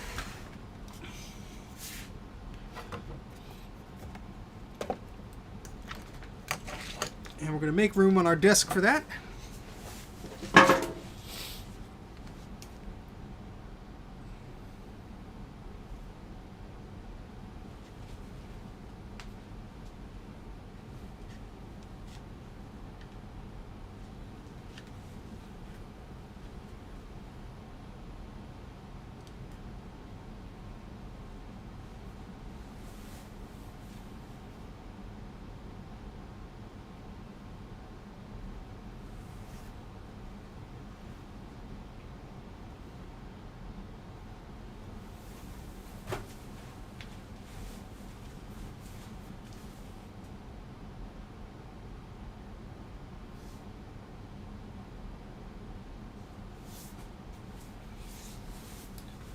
Okay, it's not in the spot where I thought it was. Hold on. I think I moved it because I was moving things around to unbox some things. Yeah, here it is. It was right in front of me the whole time.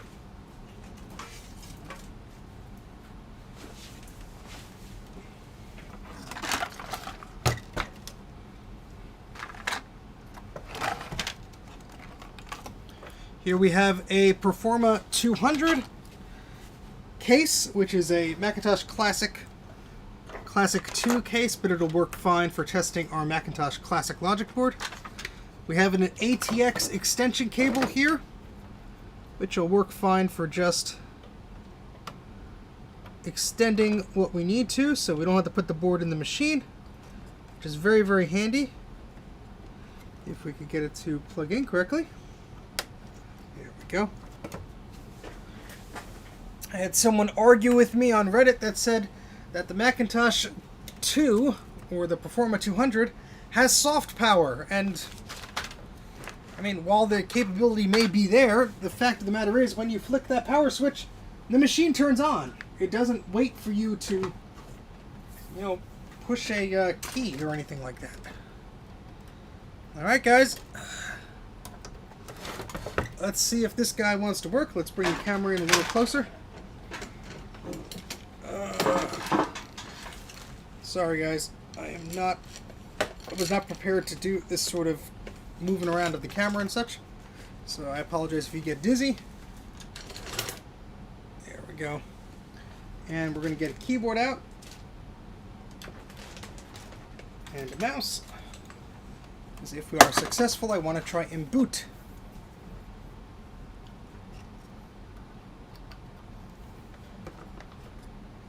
Alright, let's cross our fingers. 3, 2, 1. We get a chime. How about that?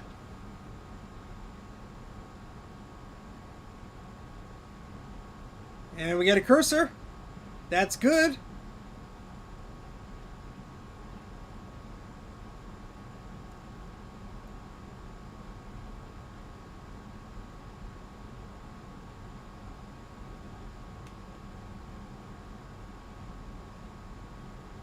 Alright, it did not like our command for command option XO, but this keyboard command is a little tricky to pull off.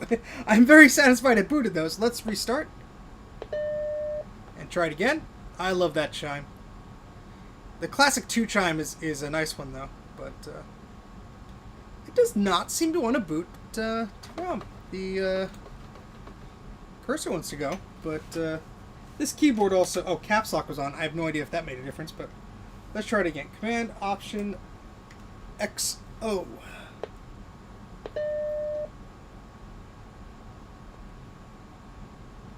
There we go. That's such a fast boot. I love it. And we have the full 1 megabyte of memory recognized, which is great. Sometimes you will get problems with this if there's bad traces. It won't register all the memory. Fantastic! Yeah, not bad from a computer from 1991. Oh, this is amazing. This is really cool. I'm glad we got this to work. I was a little scared about that chip on the area by the power connector there. But woohoo! Alright, Bill, your Macintosh Classic Logic board is working great once again. We're just going to have to clean it up a little bit, give a ultrasonic clean to it, and we'll be on our way. But I'm very satisfied that this has has been fixed. Excellent. All right, so we're going to shut this off here, and we're going to unplug the machine there, and we're going to switch to our other camera. You can see the butt of the Macintosh there. You can see the CRT and all the high voltage bits that you don't want to touch. But yeah, how about it? You never worried about it, Steve. Well, I'm glad you didn't. Oh my goodness. Well, this was a interesting stream because we started with a 2009 iMac and we ended with the 1991 Macintosh Classic Logic board. But at least we got the Logic board to work. That iMac, well, This is still going to need some love there. I'm probably just going to give him a different machine because I don't want to have to tinker with that Logic board. I don't know what is or is not working on there, and that is not something I'm really interested in doing. But yeah, it is after midnight. There is no way I am bringing out the Quadra 840 AP Logic board. I do want to revisit it though. I really do. And this camera is bugging out because it's trying to focus on the Classic there. But I do want to revisit that board. So maybe we'll do that one day. If I had a spare Mac Mini, I'd give it to him. I don't. I have a spare Mac Pro, which is much larger. But anyway, I do appreciate everybody stopping by. We're going to end the stream now, but thank you very much for all the super chats, all the likes, all the subscribes, all the support that all of you guys have given me. I am happy that this has been entertaining, even though it wasn't the iMac fixing up that I thought would be such an easy thing. Hey, Bill! Bill's in the chat. There's Bill. We got your Macintosh working, Bill. Let's boot it up for Bill just one more time. He might have missed it, so let's give him a go in case he did. It was quite a bit of a challenge, Bill. We had to remove some chips and such, but it's a happy machine once again.